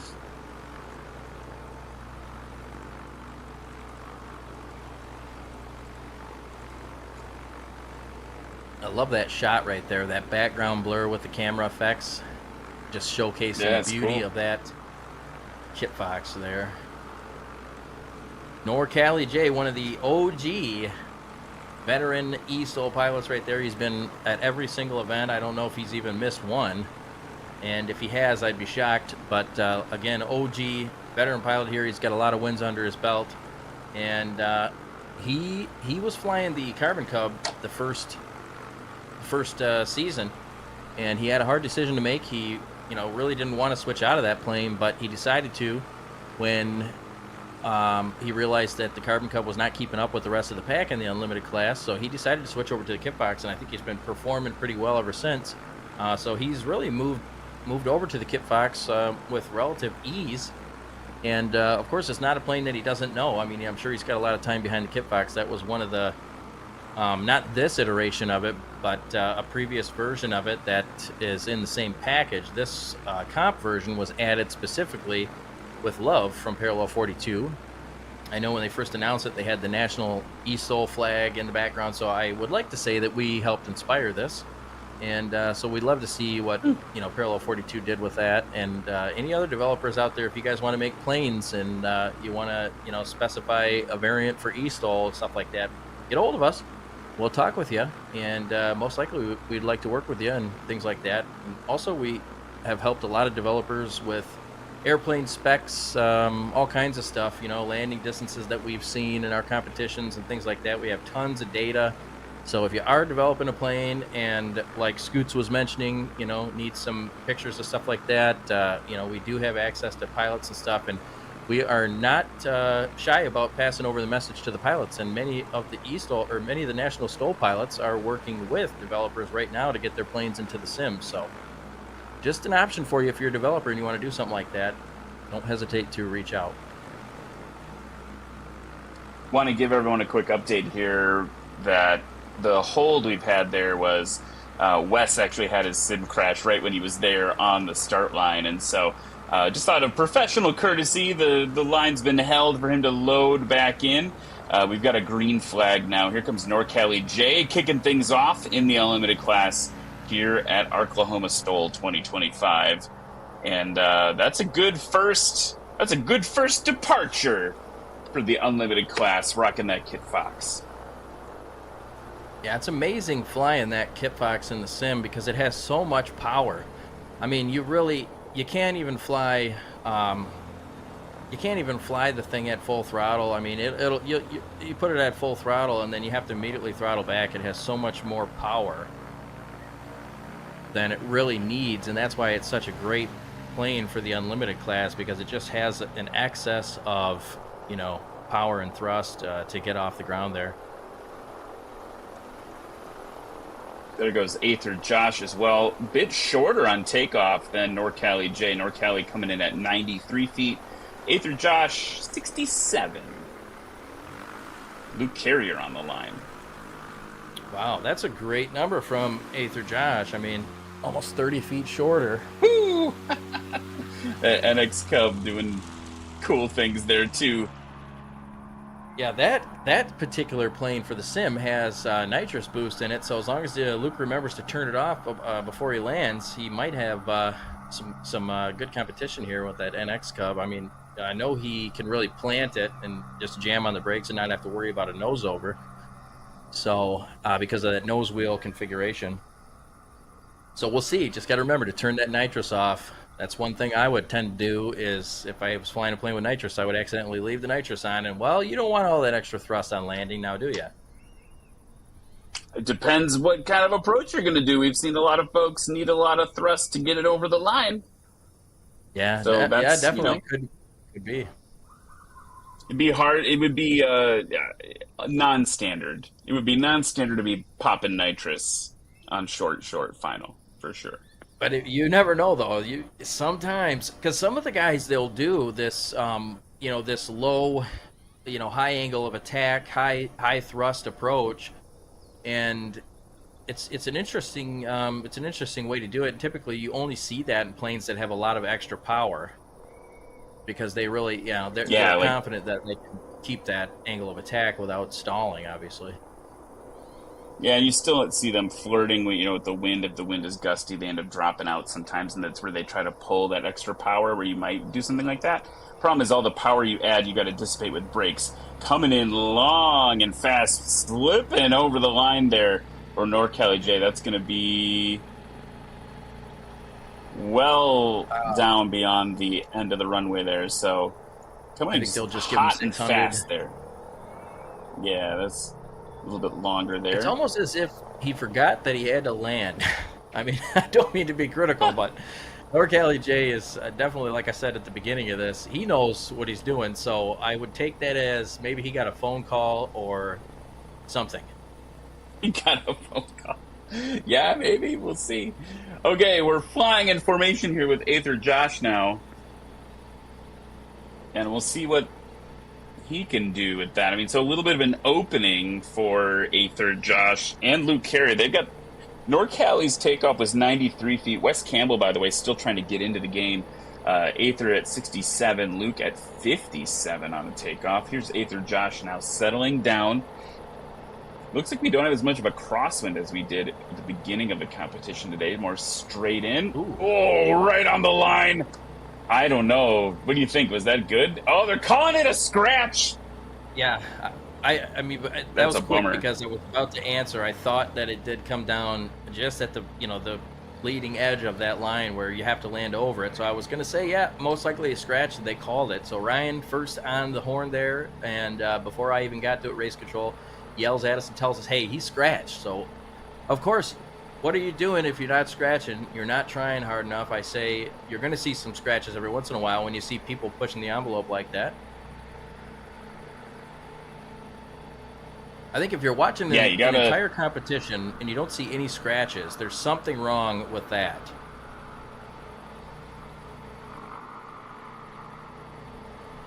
That's a cool shot there of Luke Carrier. Ooh, bringing the slip to bring it down to the bottom there. Nice. Yep. Hold. Oh, right on the line, too. That was, if nothing else, Luke Carrier trying to get some style points today. Sub 100 feet on that landing. Oh, yeah. Yeah, I mean, using that slip to get every bit of, braking action he can get in the air there, so resistance. Very interesting technique versus just dropping the flaps and using those. I actually didn't even see. Did he not have the flaps down? I don't believe the flaps were down. Wow. Now that is interesting. No flaps and a slip is what I think I saw there. By the way, just a quick update. I'm watching Wes Campbell's camera there, and it looks like he's still dealing with some crashing issues, so he's loading the game up again. So hopefully we'll see him in competition. NorCali J. See, that's nice. That feels more like what you were talking about with NorCali. Yes, that is the takeoff that NorCali wanted the first time. Yeah, and unfortunate for Wes because we're watching his live feed here, in the background here, and as Ryan mentioned, we can see he's over and over again trying to launch into the sim. Wes, I don't know if you can hear me, and you probably may have tried this, but one of the things I've been able to do to get it to work is just restart my entire PC. Sometimes that will make it work again, but I'm sure you've tried it. I don't want to be the guy that asked you if you've unplugged your, have you tried cycling the router? I mean, yes, we tried cycling the router already.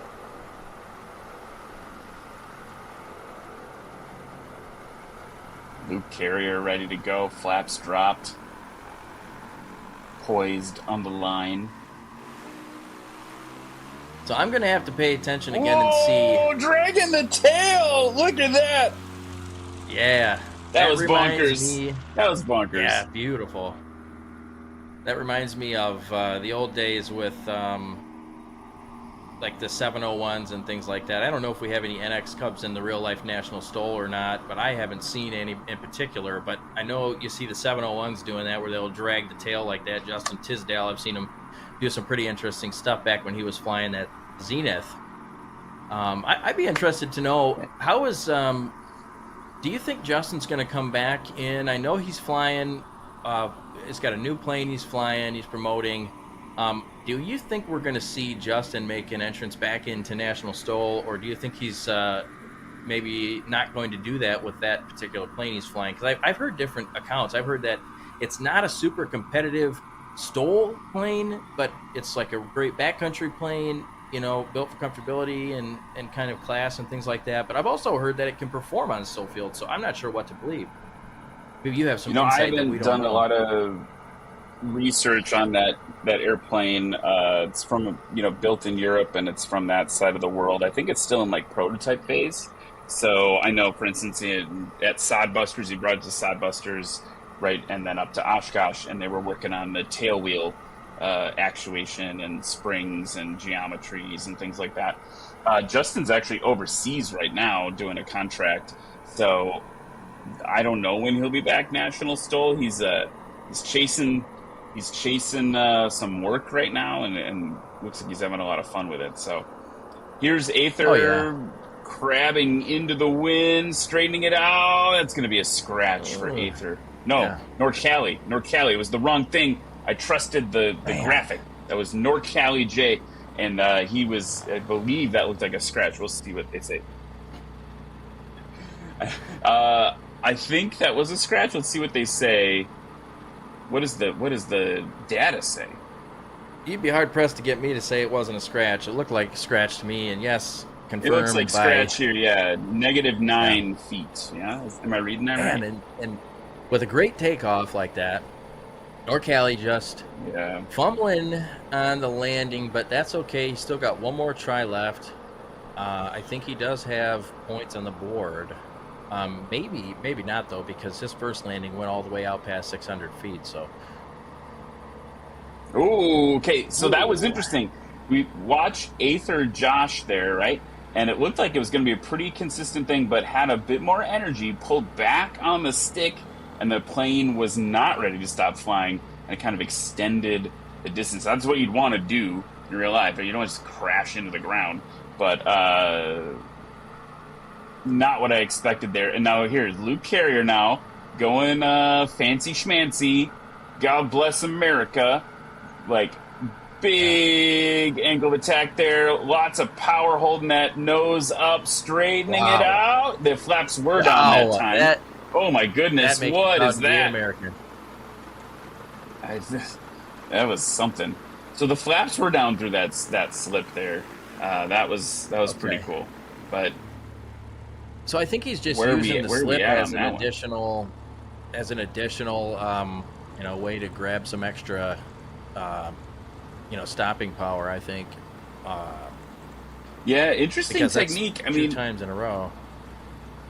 And it was 9 feet beyond the line, so quite accurate there. Total landing distance of 92 feet. So I think it's like working.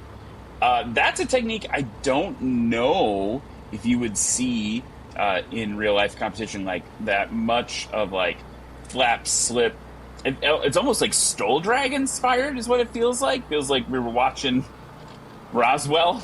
And picked some stuff up there. I mean, the airplane's generating like all the drag, right? If you got your flaps down, they're giving you drag and lift. If you're slipping it too, you're getting some drag that way, obviously, and spoiling the lift over the wings. North Cali J, another good takeoff there. So interesting, right? Like you would have to have just buckets of power, which clearly he does to control. He might even have that was a pretty cool technique.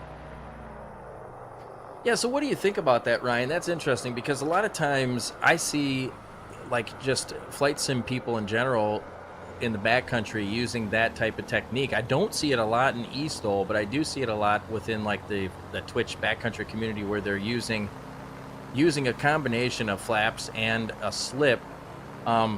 Typically, I'm going to be using a slip like that to lose altitude and not gain speed, but I think maybe the idea behind it for him is getting extra drag, using that body as braking power. It's an interesting technique for sure. Yeah, I mean, I think honestly, like that all checks out for me, right? Like the technique, the idea behind the technique. I think what happens really. That was a great takeoff again by Luke Carrier there. Very nice. Very aggressive up into the sky. My take on it is I bet you don't see it. We do see slips, obviously, in real flying, right? Like this is something that all pilots are taught to do. And we do see slips with flaps. All pilots are taught to do that. I fly 172. I even slipped it with full flaps. Gasp! Right? Like, that's a technique, to get yourself down and good to go there. I think carrying the slip all the way to the ground, though, is not a thing that you see very often in real life. And I think it's just because it's like, there's just a lot of variables going on from just like, honestly, from a safety perspective, right? Like, you'd want to straighten get out. it. You want to be more stable. So if you're coming in like this and you're going to be touching down on one wheel and whipping it around, that's just like a lot. It's just a lot. I don't know what I'm doing here, but it's just going to be a lot. I know what you're. I see it. That graphic right there. That I know what you're talking about. In this episode of Ryan Talks with His Hands, so I think that like that would be.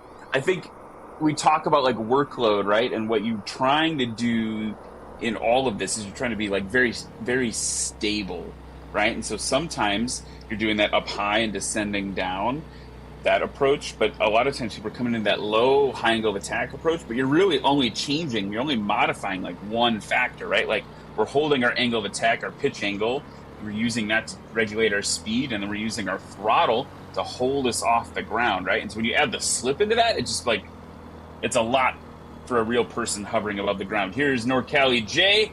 Good over the line for NorCali J. There we go. And that, I think, feels like a more typical performance from NorCali. That is my NorCali that I know right there. That's the guy I was talking about at the beginning, and I'm glad to see he's got some solid numbers on the board with that. That was a great landing, NorCali. Congrats on that, buddy. But yeah, it kind of goes back to what we were talking about with the reverse prop, reverse pitch prop. It's just another thing to add in that may cause a pilot that obviously,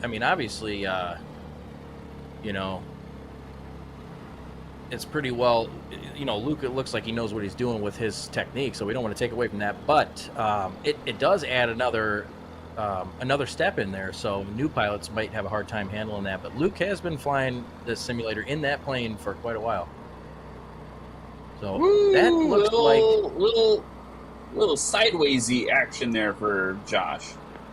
He might get a warning. Yep. I think that was another sim artifact where he bounced like that, because again, you don't see that on every landing. It's just sometimes like a desync type of deal where, because the sim, you have all this data that tells you where the ground is, and then it simulates the ground. But if you have a desync, there might be a little glitch in where the ground actually is, etc. So you could see some type of desync like that would cause it to bounce, and we do see that in the flight sim sometimes. Yeah, just look at how deep. Wow. I think now that I see it again, like, look how deep in Luke is. Like, the tail so low as he comes in, and he's not landing in the same direction as the mains are pointing there, right? And so I think that's a thing that might differentiate it. I do kind of want to show some of the national STOL pilots Luke's technique and be like, could you do this safely? Right? Like, could you keep it? Would you do that? Like, what are the risks, from a safety perspective when you've got meat in the can, so to speak, right? Yeah. But it's definitely working for him. Luke's putting down crazy numbers. So yeah, I would love to. Look at me. I'm sitting here going, I'm like that, like, boot full of rudder. Holy cow! Nice work, Luke. Yeah, if you get a chance to ask anybody about that, I would like a report back, because that would be super interesting to hear what some of the real pilots think about that. We've got some great clips from this that you could easily show them. So if you do end up, if you think about it and you do end up asking any of them, let me know what you come up with. I will. Oh man, yeah. So we'll see, but I think it's definitely working. Like, look at these scores. Luke currently in first place with the best combined score of 129. That's really great today in the weather conditions we're seeing. Looking at let's see. Second place is Josh with a combined score of 181. Whoa! Hashtag drama. Look who else has a combined score of 181. NorCali J. And Wes Campbell still not in, but hopefully sliding into the next heat. But Oh, now I'm seeing Aether Josh with 153. Something's goofy. That may be It the updated scratch. again. I think there we maybe go, 181. Yeah. I think it was just the There we graphics were delayed there, but yeah. So that here's the other thing. That does happen in National Stole, but National Stole does not, like we said, does not have the benefit of being in the computer, so that we don't have all the data that you have here in eSTOL. And so it's possible that you could be tied, and that tie could actually have been based on where the judges were looking when your aircraft took off. That's just a difference between the two things. Yeah. I think what we do for eSTOL, I mean, it's all based on GPS locations. That's how they do it. So I think it's possible someone could make a system for National Stole that could track and monitor that. I don't see why not.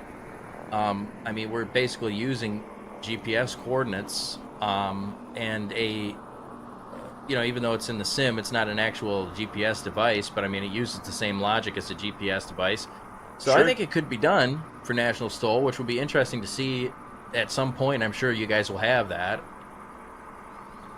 And then you'll get all the nerd numbers. On that one, you need you just need the investment in the equipment, right? Like you need to be, because there's some question about how to use the GPS to know exactly when the mains leave or touch the ground. That's that would be complicating factor. Yeah, I didn't think about that part. That would be the interesting part you'd have to figure out. I mean, you'd have to use some kind of sensors, and then you're talking a few $1,000s for every pilot to invest to get a system like that. That would be too expensive, but who knows? I know there's a lot of R&D happening on that side of the coin. Let's go over to the lineup we have here for the next heat of the Unlimited class here, Arklahoma eSTOL. We've got MP Troll. We find the Savage Cub from Australia. Find the Xbox version of Flight Simulator, which is pretty cool. We got Sub B and a Savage Gravel from Poplarville, Mississippi. Bubbles, also find that Savage Gravel, Tucson, Arizona. And hopefully Wes Campbell back in the fight in that Kit Fox SS comp, again from Wiley, Texas. So that'll be really cool to see. Hopefully it's all booted up and good. I can see on camera there. Looks like everything's looking great. It'll be the second heat. And they've got some fight against here again. Like the score to beat right now is a combined score of 129, and second and third place currently tied at 181. That's great to see, because I don't think I've seen that kind of performance out of Luke in a while. He typically has been doing really good on takeoff or landing, but then the other one kind of suffers. And it's not like every competition, but I've noticed that the last few, and so it's really good to see him bring them both in and get two short, numbers there on takeoff and landing, and so far he has the lead. So I don't know, it's going to be hard to beat. There's not a lot of wind out here today, really. Yeah, I mean, and So of course, that's like the big. Yeah, that's the big thing, right? Like wind is the great equalizer in a lot of this, and it can hit planes differently. Dan Reynolds flying that Chinook in National Stole, he becomes supremely competitive with every knot of extra wind he gets on his nose, because the takeoff is the hardest thing for him, right? But the landings he might have a 10-foot landing, but if he can get 10, 15 knots on the nose, now he's suddenly like in a super competitive place. So wind is important. Yep, it's one of the really interesting things that really draws me to Stole is the wind factor, because you have guys like Steve Henry that has a light plane. It's not as light as Dan's plane, probably not even close, but it's a light plane, nonetheless. But it's heavier than something that Dan's flying, and it's got a lot bigger motor on it, probably a heavier prop, more tines on the prop, etc. So, Steve, I think, relies on, a light plane, but then also he's got a lot of power and things to thrust behind it. Whereas Dan, plane's even lighter, but less power and probably a smaller prop. So, you know, it's just interesting to see where, Dan could potentially knock Steve out even with the extra power just because of the wind. And it's kind of just a technique type of thing. It's not like, because you can't predict the wind. So, I mean, when you're choosing what type of plane you want to fly, it's like, you can't predict the wind, so you're not going to just pick the lightest plane. So I think I like Steve's approach, but I really like the way. I mean, Dan's he's a heck of a pilot. I mean, what a great dude. He let us get some pictures of his plane for a developer, and I mean, I like both of their approaches. But personally, I think I would take more power, and then I wouldn't have to worry about the wind at all. Well, as much. Yeah, I mean, it's different applications, different tools for the toolbox. I want to make sure we introduce our pilots here. First up, you saw there MP Troll, race number 28 in the Savage Cub from Australia, flying that Xbox version of Flight Simulator. This would be cool to see. Although it looked like he had a lot of stuff plugged into it, so it's now just flying on a controller there. Next up, Sub B, race 121 in the Savage Gravel from Poplarville, Mississippi. And then right here in front of us, this beautiful red and black Savage Gravel is race number 23, Bubbles. You got to say it like that, I think. That's Bubbles. True. Yeah. I was expecting more like of a pink scheme, like a soapy scheme from Bubbles there. But I think he is Bubbles from Trailer Park Boys, so he probably uses like cats in the back for counterweight. There you go. Love that. And now look who's back, loaded in race number 72, Wes Campbell in the Kit Fox SS. Excited to see what he can do there. I love a little bit of a little dirt on the fuselage there, like it's used, like he's been flying cool places. So, oh yeah, digging that. Either that or taco dust. He's got the Taco Delight logo there, so you never know if it's dirt or taco dust with him. So that's going to be the second heat of Unlimited class for Arklahoma eSTOL, Patriot Air Park. And I'm looking at all these camera views. Yeah, you can see on the hill there, they even have there's like a mansion at Patriot Air Park back there, up on that hill. And everything it's kind of cool to see during practice. You go up in that property because it's part of the air park property. You can go on like there's like a pool there. You can hang out by the pool and see airplanes landing below you. It was just kind of a cool experience. Yeah, that's a really neat spot, that Patriot Air Park.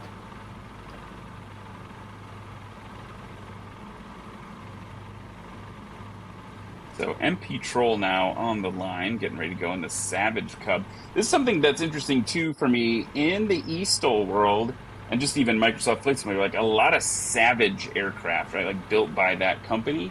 You don't see too many of them actually in the United States. We had a Savage Norden flying at Patriot Air Park last weekend. That was really cool. These double slotted flaps.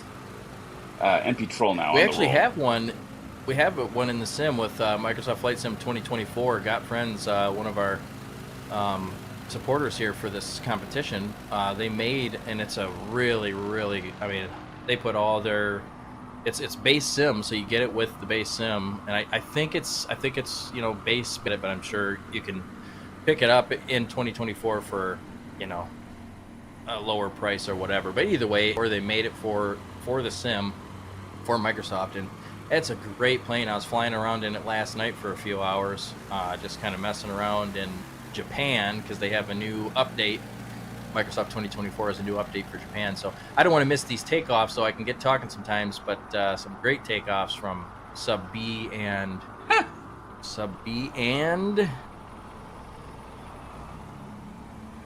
MP Troll. I should have known MP Troll. He's in that Savage Gravel.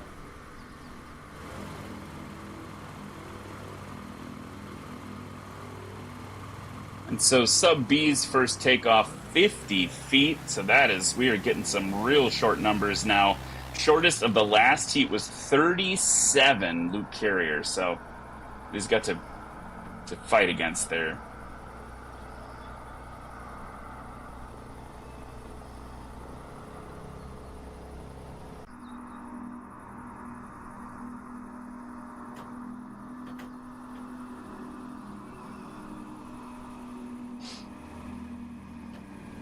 I'm having maybe some internet And issues. here I'm not sure. comes MP Troll.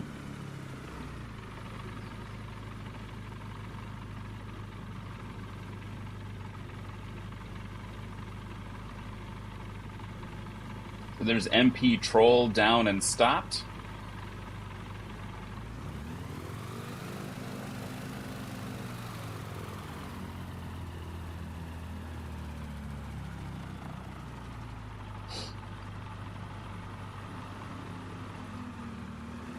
Holding it off there. There we go. Nice and short for sub B.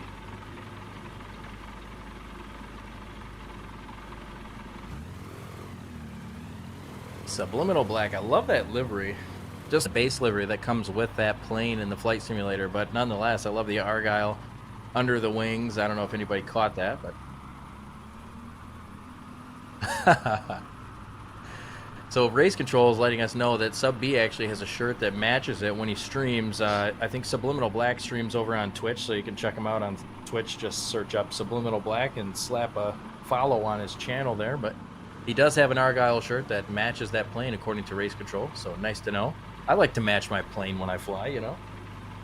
Yeah, that bubbles there down and stopped. Saw some modulation of the braking to make sure the tail didn't, you know, we didn't have a little whoopsie daisies, but it worked out just fine from there. Nothing too scary. And here comes knock on wood, Wes. no prop strikes yet. Oh geez, now Wes is doomed. Now that you said that, so here he comes. Here he comes, settling down in over the grass. Nice. So that is like kind of textbook, right? A little bit of a diversion to the left there, but pulled back on it. It wasn't going to fly anymore. Chop, plop, and drop. Yes, not what I said earlier. It's chop, plop, and drop. So they're going to be ready for the next run of the second heat of Unlimited class. So MP Troll out in front, followed by Sub B, Bubbles, and Wes Campbell.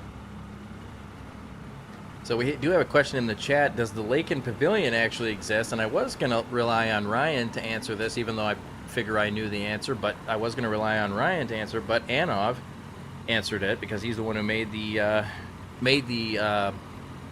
airport.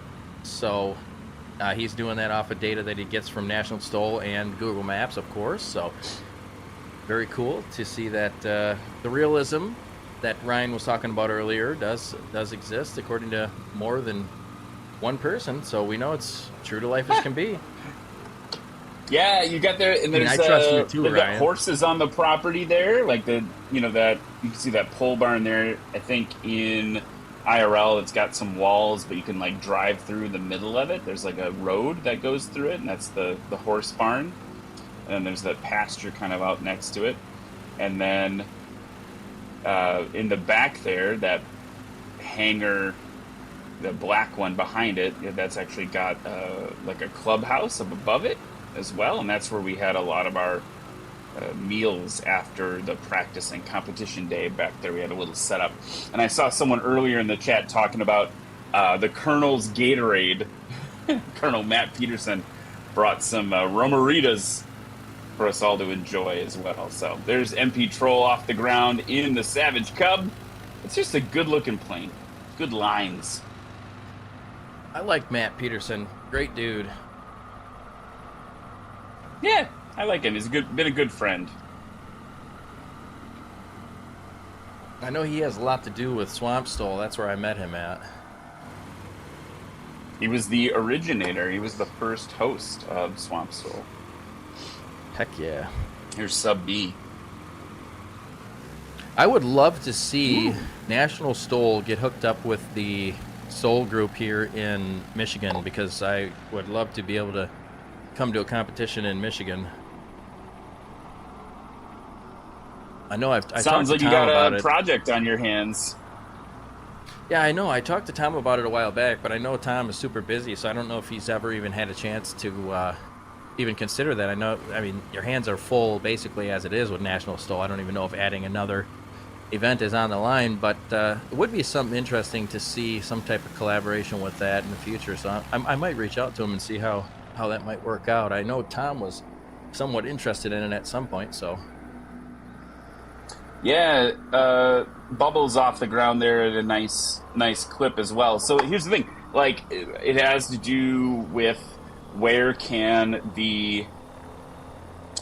will the pilots, go to just in general, like, and then it also, I think this season we learned a little bit about like density. Wes Campbell there, like, like coming off the ground there. It made it work though. Definitely a little squirrely for him on climb out, getting off the ground there. So the other issue that I think we've noticed with the series this year, maybe issue is maybe not the right word, but one of the factors is due to a couple reschedulings, right? We had a lot of East Coast events. We had our event at Heritage Stoll move to September from the spring. And we had like a couple months this year that were very packed, multiple events a month. And it just becomes hard for the pilots to make every event and to get their planes moved around the country, right? So that's part of it. It would be like, where is it? Can they support the event? But then two, can the season support it in a way, strategically in terms of getting all the assets where they need to go and making sure that part of that is the pilots. But I would love a Michigan event. I obviously Sodbusters is close to my house, at Hartford, and it's right before Oshkosh. So it'd be cool to have another one a couple weeks later, just over the pond, around the pond. Don't fly over Lake Michigan, folks. All right. Yeah, that's a big lake. Yeah, no. There are plenty of World War II aircraft in the bottom of Lake Michigan. They used to test out there. They used to test aircraft carriers and other such things like submarines and such out in Lake Michigan. So there's a lot of aircraft that unfortunately didn't make it out of there. So it's not a small lake. If you can test aircraft carriers and stuff out of there, it might look small on the map, but yeah, don't try to fly over it.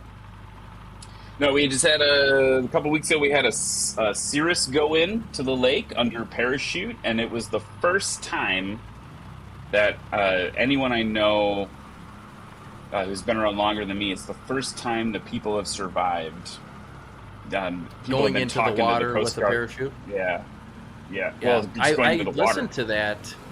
I listened to that Scratch ATC. for Bubbles, by the way, there. Oh, that and was up on the pretty nose for Bubbles. Oh, wow. Bubs. Black Getting on the flag, nose. Bubbles on the nose there. Just got a little too hard on the brakes. You jinxed it, Austin. You were like, we haven't seen any of those yet. And here it comes. It's going to be a go around for Wes Campbell to get we get the runway clear here. Bubbles, luckily, could just hit the reset button there and get the plane back on its wheels. But, well, Wes flies around there. If Bubbles has any scores currently on the board, those scores will still count. Anything after, of course, that will not count as a score because of the black flag. And then he obviously will be disqualified from the rest of the event. So his scores previously, if he does have any that counted, they will count. But unfortunately, he's out for the rest of the heat here. So yeah, so the first one on the books for Bubbles was a combined score of 206. This one could have been real good. He had a takeoff of 61 feet that round. So, ooh, sounding spicy, but that would be a little bit. The of nose over a will bit of a stop that bummer. momentum. Yes, literally and figuratively. Here's Wes Campbell now. I'm watching on his screen. He's really dialed in. Watching there, working the. Yeah, he is a heck of a pilot. I love that Patriot Air Park on the side of that barn there. I'm sure that's got to be there in real life too. The big Patriot Air Park painting on the side of the barn. Yep. Holding it off. Oh, very accurate for Wes Campbell. Wonderful. I'm glad he was able to get booted back into the game. Love that onboard So just to view. close the Yeah, it was cool. To close the conversation on Lake Michigan, just like as a safety announcement for everybody. So we've had people lose their engines over Lake Michigan, talk to air traffic control the whole way down into the water, climb out of their airplanes, be close enough that they could call 911 and talk to 911 on their cell phones and still never be found. So, like, Yeah. just don't. It's just not worth it. The Cirrus guys are the first people to survive that I'm aware of, and very lucky to get rescued by the Coast Guard based out of Milwaukee, and you know, they sent the choppers down from Traverse City, but luckily got to them before the choppers got there. So gnarly, don't do it. Anyway, Yeah, they're MP Troll. growing up on Lake Michigan. I mean, or well, Lake Huron, so the other side of Michigan. But there is so much shipwreck lore. I mean, being a kid growing up in Michigan, you hear all, you know, back from the 1800s. You know, there's just so much lore and true stories about ships and winds and stuff. I mean, it gets, you know, similar to ocean level waves sometimes on this lake. You know, Edmund Fitzgerald is one of the, you know, telltale or cautionary tales of how bad the winds can get on some of these lakes around surrounding Michigan. Oh, I mean, the whole it's just, I mean, it's an inland sea. Yep. Yeah, I mean, you know, I grew up on Lake Huron, and ooh, nice takeoff from Sub B with that. Yeah, that was a good nitrous one. in the Savage gravel. But yeah, I grew up on the lake, and I mean, you can't. I grew up in the Lake Huron, the Saginaw Bay, and so if you look at Michigan, it's like a hand, right? And where your thumb and your pointer finger are, in that in the crotch where your thumb and your pointer finger are, that is the Saginaw Bay. And so you can see to the other side of that. During the day, sometimes you can't actually see the other side, but at night you definitely can see all the windmills and stuff. Ooh, nice takeoff from Wes Campbell. Final lap. Yeah, Wes Campbell. By race control. That was a lot cleaner than the previous run. But the wind in the waves and everything is pretty calm in the bay. I mean, calm, they still get pretty bad. But I mean, once you get around the point up by like the Tawas area, that is when it opens up into the big lake for at least the Huron side. And then, you know, you're at the Lord's mercy out there, and the weather can change in a heartbeat. I actually got caught out on the lake one time on a jet ski, and it broke down, and we were a few miles out, and it was not, I mean, it's a miracle that I made it back, because I had to swim all the way back, and if I didn't know how to swim, I probably would have not made it. So it was bad. I mean, storm came in out of nowhere. It was just unbelievable. But yes, we'll leave the lake talk. We're not flying boats. We're flying planes here. Ooh, look at that one for MP Troll on the Xbox. I don't know if it gives you an advantage or a disadvantage to fly on the Xbox, but that one was well done. Exactly what you want to see. Tail landing before the line, main gear touching down after. Really, really well done. I think it's pretty similar. Either way, Xbox or no Xbox, I think it's pretty close. As long as you have, you know, some flight sim, you know, a yoke, etc. I think pretty similar. Sub B down and locked.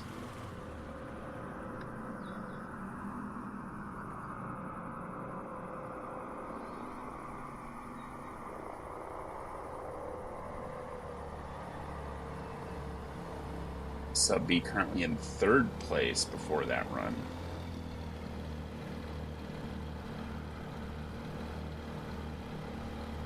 So I have a sim question for everybody. Who in the chat has tried out the C-172 from Coronado on Microsoft Flight Sim 2024, and who recommends it? Just a selfish personal question here. I'm just wondering, has anybody tried it? I've been thinking about it. Meanwhile, was that a scratch for Wes Campbell? Let's go to the data. I'm not sure. I think it just updated. Touchdown distance of -10, so... Was a scratch for Wes Campbell. That is going to be a rough one. because I think that may have been one of his best takeoffs. Yeah, it was a takeoff distance of 60 feet, so would have been nice to pair it together there.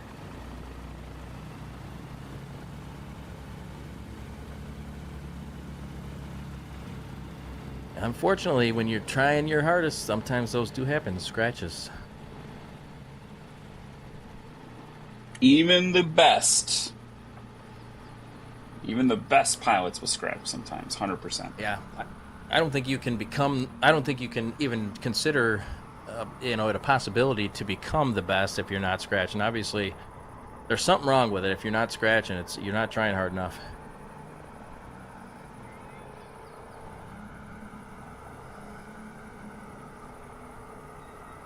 There we go. Look at that great overview of Patriot Air Park. Arklahoma. They call it Arklahoma, by the way, if you didn't put two and two together, because it's right on the border between Arkansas and Oklahoma. Can you actually walk across the border there? No, but it's pretty darn close. Pretty darn close. Yeah, it would be funny. It'd be funny if you got to walk around. So, gonna be getting ready now for the Spec class next. I think the scores are getting tabulated in Unlimited across the two heats. Kind of cool to see. It looks like we got some people from both sides, both heats, bringing in the scores. Wow, so down in Luke look at that. You want to walk us through it? Yeah. So Wes Campbell coming in with the best landing of 93, coming into first place, knocking out Luke Carrier from the first heat. Now, if you remember right, Wes was getting knocked out of the sim over and over again, and he finally got back in. So by the grace of God, he was able to compete in the second heat and took the win. So Luke Carrier, though, second place at 129. Sub B coming in very close in that Savage Gravel with 139, so 10 feet beyond that.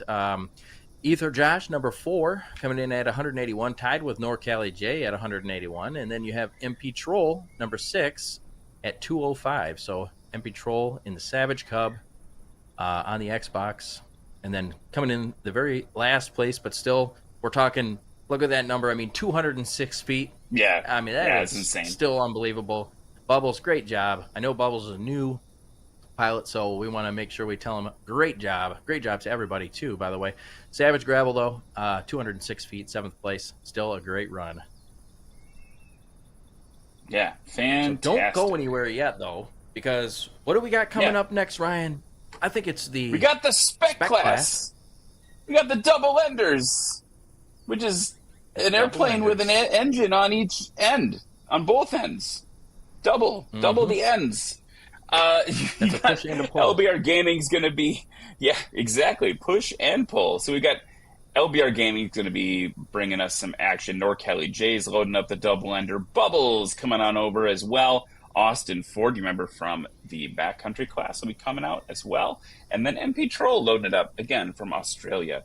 So that'll be cool to see those 5 rock out the Spec class. And what I really hope we can do for folks is show you an on-board view of the double ender, because it is a real, it doesn't look, if you've never seen it in real life, you're going to look at it and you go like, oh, that's an airplane they made just for a video game. Au contraire, mon frere, it is a real airplane modeled here. It's a one of one, if I'm not mistaken. I think only one exists in IRL, but it is...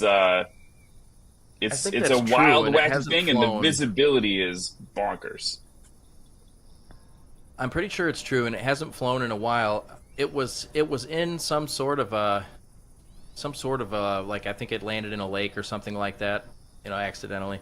And I don't think it's flown much since then. But they did model it, in collaboration with the guys that made it. So there was talk that Got Friends, again, one of our supporters, for Flight Sim or for eSTOL this week, but there was talk that they might be doing an Ascender as well, because now the double ender was their prototype, etc., and they decided to go and do after that the Ascender, which I think they're taking some of the things they learned from the double ender, but we still haven't seen an Ascender, and I know there was talk of it. Well, we'll see if it happens coming into the sim, but either way, it'll be interesting to see the Ascender come in. But double ender, still a crazy thought that anybody could even make that design. I mean, for real, it's still baffling to me how it even all works harmoniously, but somehow it does.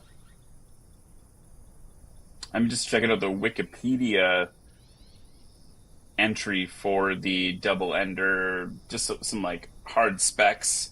This is aircraft that weighs empty 1,500 pounds, gross weight an extra 1,000 pounds above that at 2,500. 48 gallons of fuel, 2 Rotax 914s that are horizontally opposed. And it can cruise at about 100 knots, stall at about 31 knots, and has an endurance of 9 hours. So it's a pretty cool airplane. And the Ascender is also cool. I also like it. It also looks like a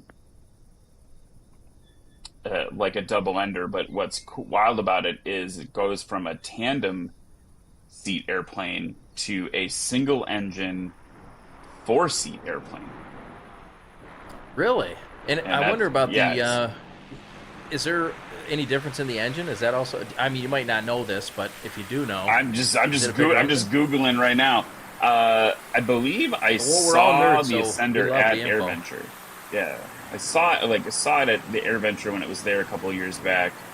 Let me see if I can find some stats on it. Yeah, don't feel bad for nerding out, because I think chat would agree with me. Everybody here at eSTOL, we are all nerds. We all love aviation, so we can nerd out all we want. They love it. Coming in, so here's LBR Gaming. Yeah, there we go. LBR Gaming in the theme. I love that paint job. That is awesome. Take me back. I've had a few cups of coffee in that. That used to be the coffee cup back in the day. Yeah, that's what I drank out of it. Station. Yep.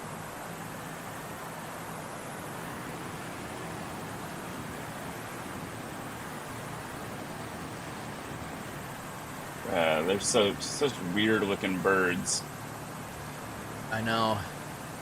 I don't know. Some people, just based on the reaction when this plane came out for the flight simulator, I mean, there was people that they hated it. They thought it was so ugly, whatever. And I can see why people would think that, but I don't see any ugliness to that. I see only beauty. I mean, it is just so... Oh, it's like a helicopter with wings. I know. Yeah, it's so cool. So that was Nord Cali J, just real quick, in the race number 2222 from Eureka, California. Wow, say that 5 times fast. Next up is Bubbles. Here comes Bubbles, purple and gold this time. Digging that. Again, Bubbles from Tucson, Arizona. I just wanted to maybe catch NC before he left. NC, thank you for the compliments, and we definitely love bringing National STOL to you. Thanks for being here, and we will see you the next time. Have a good day, buddy.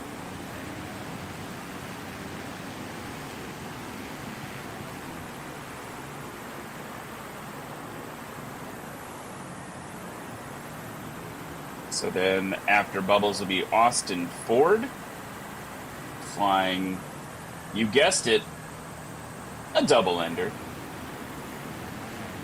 So you were asking about the horsepower differences. So this is what's kind of cool. The double ender, 2 Rotax 914s with a total of about 260 horsepower. And the Ascender has 1 Lycoming engine with the horsepower number on it is 225 horsepower. So basically just switching from 2 to 1 with 1 engine and adding 2 more seats. So the horsepower was relatively close. I missed that. I was reading chat. The horsepower, how close was it? A little bit more in the double ender, 260. It's down to 225 in the Ascender. Okay, but it's interesting though. And it's bigger. Different choice of engine and etc. But more room, more people to fit for the ride. Couple interesting things from chat here. Foxtrot Hangar Studios, one of the sponsors from today, Hangar Studios and On Air. Thank you to our sponsors. If you want to join in to National STOL lines, you can do work for National STOL in the simulator at nationalstol.com/chat to get the information, but it's on the On Air platform. So thank you to On Air for sponsoring today's stream, and thank you to Hangar Studios for sponsoring today's stream. You can pick up Hangar Studios' brand new plane, the Scout, and it's right in the Flight Sim store. You'll see it. It's rated 5 stars, a great plane. I have it. I fly it. You should too. And it will be making an entrance into the next eSTOL competition. There will be 2 variants, like I mentioned earlier. There'll be one in one of the regular classes, and then one in the unlimited classes. So get your copy and join nationalstol.com/chat today, and either join our National STOL lines to fly for National STOL on Air, or join the eSTOL competition in the new Scout from Hangar Studios. MP Troll, the last pilot of this Spec class there from Australia. And here's LBR Gaming on the line, getting ready to launch in the Solo Cup. Is it a Solo Cup? Oh, nice takeoff. The naming for this plane, it's... Yeah, Jazz. The Solo Jazz. Jazz. Yep. I just Googled it. I was like, the Solo Cup? It's the Solo Jazz Cup. But it was the Solo Cup that you would find that Jazz logo on for sure.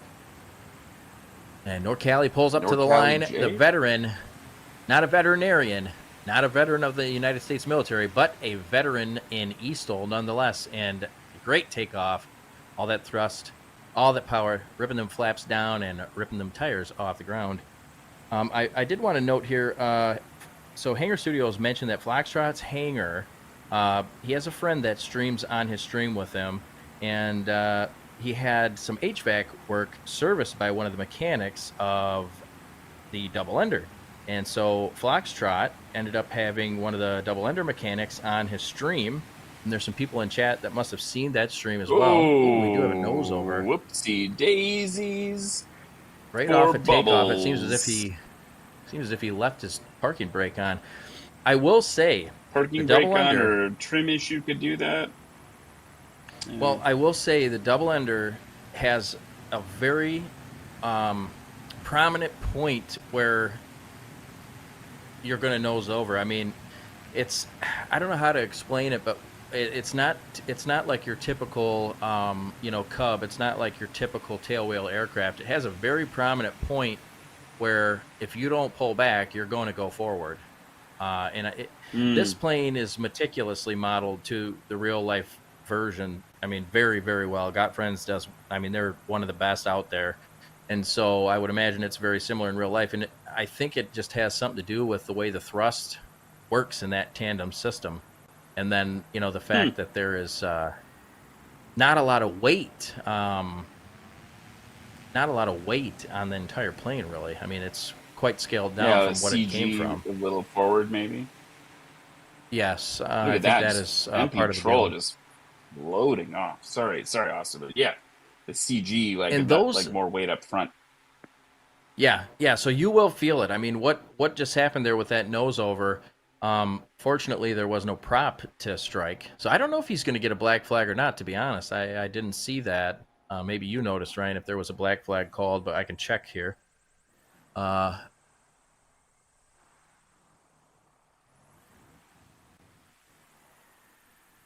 I mean, that's up to race control, but I think no prop strike. I mean, he technically. I mean, if you're up on your note, here's what I'll say: if Dan Reynolds does it in the Chinook, he's DQ'd for going on the nose, even though there's no prop up there. I'll just say. Okay, so we should follow. Yes, we have so far been able to follow. Bouncing a little bit, do a little fast there for MP Troll, not MP Troll, for LBR. LBR Gaming. And sometimes the names do lag a little bit, guys. Sorry about that. It does happen. We have the race control is not actually like a group of people. It's actually just one guy doing about 1,000 jobs. So sometimes that does lag, but No worries. It happens And I'm sometimes. new here, We'll try to... so cut me some slack. Here comes NorCali J. We'll cut you Yeah, some slack. We're very forgiving. I Ooh, love that. Thank you. beautiful. That was nice for NorCali J. That was real good. Yeah, something not mentioned. I'm sure Ryan knows this just from knowing the plane, but chat might not know this. The double ender does have reverse pitch props, so they can go into reverse, and so I'm sure these guys are using that to their advantage. So you should see some really short landings. I have seen landings in this plane with a 7 to 10 knot headwind. I've seen sub 10-foot landings in this plane. So, and I've done sub 5 to 7 foot landings with 10 to 12 knots headwind in this plane. So you should probably be at the edge of your seat because you're going to see some really... Oh, no. Oh, that was gnarly. Oh, and then we got no, it on the another. nose. I'm telling you guys, Oh, no. that double ender, you have to keep your double stick back. You have ending to keep the stick back. nose overs. Yep. Oh So no. that's two. That's two people. We're just They're destroying. The FAA is going to call. The FAA is going to call and say, "What's going on with these double enders at Patriot Air Park?" Yeah. Isn't that crazy? We actually had a call, Ryan. I mean, that's beyond belief that somebody called. I mean, I don't want to talk about it on air, but I would like to know who called in. You know, I mean, I'm not here to out anybody, but it would be interesting to find out. I got some ideas, but we're gonna keep it. We're gonna keep our mouths shut. Yeah. I mean, because you can see it. You can see it being like, you know, maybe someone that didn't have their glasses on. You know, it looks pretty darn realistic. So I could see, you know, somebody thinking, you know, maybe they thought it was real. It's hard to tell sometimes.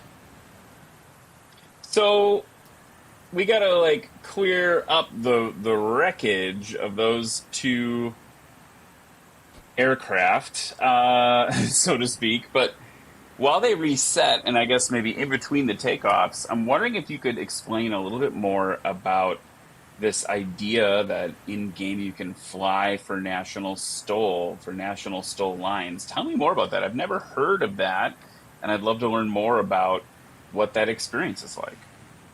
Well, yeah. So we, a lot of people use on air, and if you don't use on air, so people that use it, they know what it is. And so National STOL Lines is an airline that you can fly for in on air. So if you don't use on air or you don't use a similar program, it's basically a program where you can join an airline company, and they have all kinds of different ones. I mean, you got all the way from, you know, full-on freight liners to passenger liners, all the way down to flying a Beaver in Alaska, et cetera. So ours is more one of the newer, probably one of the only airlines that does something that we do.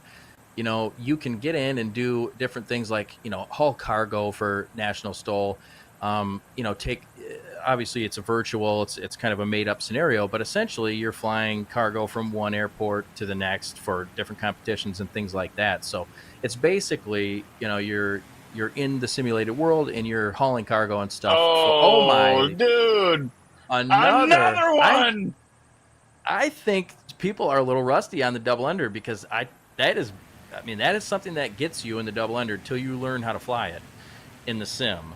So I think by default, I mean, the last one standing here, as long as he doesn't nose over, he probably wins. It's like a battle royale with the double enders right now. I mean, people have landings that they're getting in, but see, so what they're doing, and I know this because I've done it. They're almost like, you know how 170B will take off. You take off like that in the double under, which I think there's an argument for a 3-point takeoff because of the slats, but a lot of people try to take off with the tail up in the double under. You can take off like that, but you have to be on the stick. You have to be on it. You have to be mostly, I mean, holding back on it. I mean, you can only go a few feet up with that tail and then going over. It's just too much thrust. That, like you mentioned, the CG is too far forward. And so you can't really raise the tail like you're trying to cut the grass in a 170B. You have to be on the stick and be ready to pull that back, and you really can only rise the tail up a few feet. I mean, it's not very much. It's definitely misleading if you're used to flying another plane and then lifting the tail up. I mean, it's definitely you can't lift it as much as you would in any other plane. And a nice landing from LBM. Yeah. This is like, I want to go mess around with a double ender in Flight Simulator now. Like, this looks so, like, yes, it's just pretty cool. It is I so want to much see, fun. I want to see how easy it is to nose it over. Yeah, it's astonishing. It's, I mean, as you can see, as witnessed here, it's astonishing, you know, and if you're not, you know, I mean, I would say for the first week of trying to get used to the plane, and obviously in the simulator, it's a little different. I don't have to worry about damaging the plane, et cetera, et cetera. So I would say for the first week, I was having that same issue when it first came out. Well, I got to fly it a little bit earlier because I'm, you know, one of the streamers, part of the team at Got Friends, and I do beta testing and stuff for them.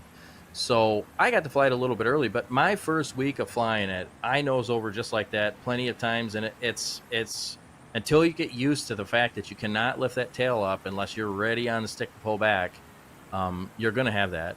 And so no harm, no foul. We're in the simulator, so obviously Victor says call the FAA. We wouldn't want that to happen again because somebody already did call the FAA on the eSTOL. And it's like, well, it's a video game. So, and we do, I mean, don't get us wrong. We do promote safe flying. I mean, we have, obviously, that's why we have the black flag. That's why we have, I mean, we punish people as far as, you know, eSTOL and their heat goes and stuff for, you know, making mistakes and not flying correctly. Of course, we want to have the utmost care towards flying and safety. And, but again, this is there's a lot of professionalism within the group, though, and I think that's your point's well taken. That people are taking it seriously, even if we can have a little more fun with an incident, right? Like if something like that were to happen in National STOL, like one, we've got to make sure someone's okay. Two, we have to make sure that the crowd is safe, and three, we need to, you know, obviously someone's got a big bill to pay afterwards, right? There's always anything like that.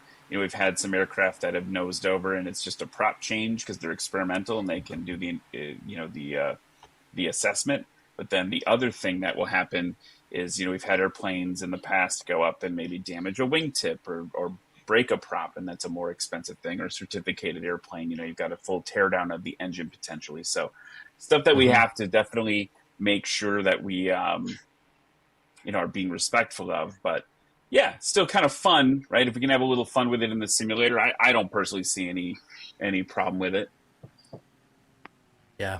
Yeah, I mean, we do. And we do try to obviously have the, you know, these pilots, I will say, the eSTOL pilots, although you did see 3 nose overs in the double ender, this is a one-of-a-kind aircraft. There's only one of them in the world. It's a very difficult aircraft to get used to and learn how to fly. That's why there is only one of them. That's probably why they didn't, you know, move forward with, you know, making and selling that at wholesale. They went on to make the Ascender like we talked about.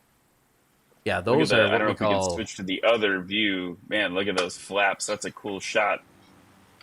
Yeah, that like barn trailing door shot that we can see, but woof, that's a lot of flap. Holding it off. Ooh, big angle attack. Dropping it in on the left being real aggressively. We're going to say black flag for that one too? Or is it a scratch? Or what is going on? Well, I don't know. I mean, the vertical speed was only negative 520, so maybe for safety. But I mean, I don't think that, although a little high, I don't think that, you know. And I'm not judging this because obviously I don't do judging on the line. I call it like I see it, and then the judges call the actual black flags and stuff like that. But as far as a V speed, I mean, it's only negative 520, so I wouldn't say that would necessarily damage a sporterized strut like that. But it may have been a scratch call because now it says after review no line violation there, so maybe that's okay. Coming so just being safe on the calls just in case, but now they reviewed it and looks like he was okay. Oh, okay. So race control just mentioned they were reviewing for a wing strike, which I do see now. Thinking about that landing, the wing was close to the ground, and obviously we don't want any wing strikes. And that just goes back to the safety standards we keep. Absolutely. So is that does that wrap it up? We had 2 survive. So we've got 2. We should go we'll go to the scores for the spec class, but we had 2 aircraft survive that spec class heat, and I don't know what that means. But it was definitely fun. That means that unfortunately, chat eSTOL is almost over for this one. I'm sad. This has been great, Ryan. It's been great, dude. getting back with you. I like the way our communication is flowing. We cut each other off every now and then, but hey, I mean, I think our communication is flowing great. Chat has complimented us multiple times I've seen, so I think we do a good job casting together, and I'm happy you came today. Dude, yeah, thanks so much for having me, and it's been, fun to sub in for Cam on this, because I know he's been doing all this stuff basically the whole year. I think he missed a couple eSTOL things after the trailer fire incident.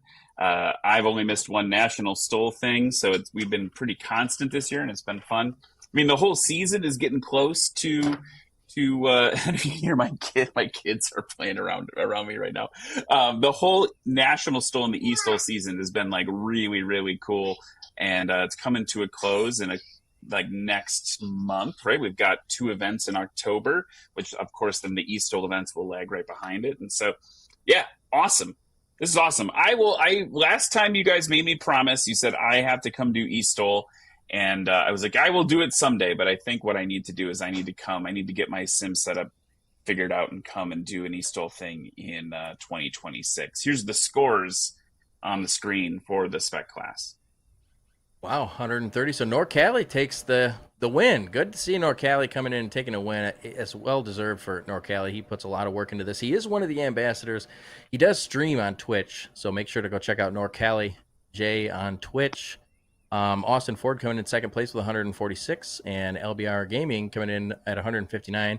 We would have seen 3 more, but they nosed over and were disqualified. Actually, maybe one of them, I think one of them score still counted because they nosed over in the second or third round. But either way, we did see 3 nose overs. Double under's a hard one to master, but interesting spec class. So thank you again to everybody who came out and chat first and foremost.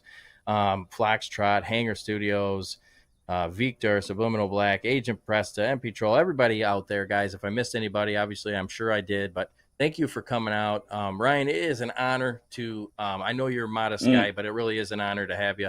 I'm a little starstruck. You're a great dude. No, great, don't be starstruck for this. So, I'm starstruck. No, dude. If people are, the eSTOL community probably knows you really well, but where can people find you if they want to learn more about the stuff you're doing? I know you're taking a little bit of a hiatus right now, but yeah, I want to come back to it, and I'm going to soon. So you can find me Burst6 TV on Twitch, Burst6 TV, and I would love to pretty soon come back and do some more flight simming. So I do stream, maybe once a month just to keep it active. But yeah, you can find me on Burst6 TV on Twitch. And Ryan, where can people find you? Do you still have any socials out there where people can find you? Oh, yeah. Check me out. Maybe the easiest way is just superaero.tv, superaero.tv. It's go Super Aero on YouTube and see a bunch of live interviews and vlogs that I've done back in the day being silly with airplanes. So aviation galore. Stole freaks and come say hi. Stole freaks. Yeah, and AvGeeks, Stole freaks, come say hi at the National STOL events after they're done, after they wrap. They'll be, once it's safe to do so, come say hi to Cam and I. We'd love to give you a high five and see you. So we've seen a lot of eSTOL fans and eSTOL competitors at those events, and it's just been rad to meet everybody. So.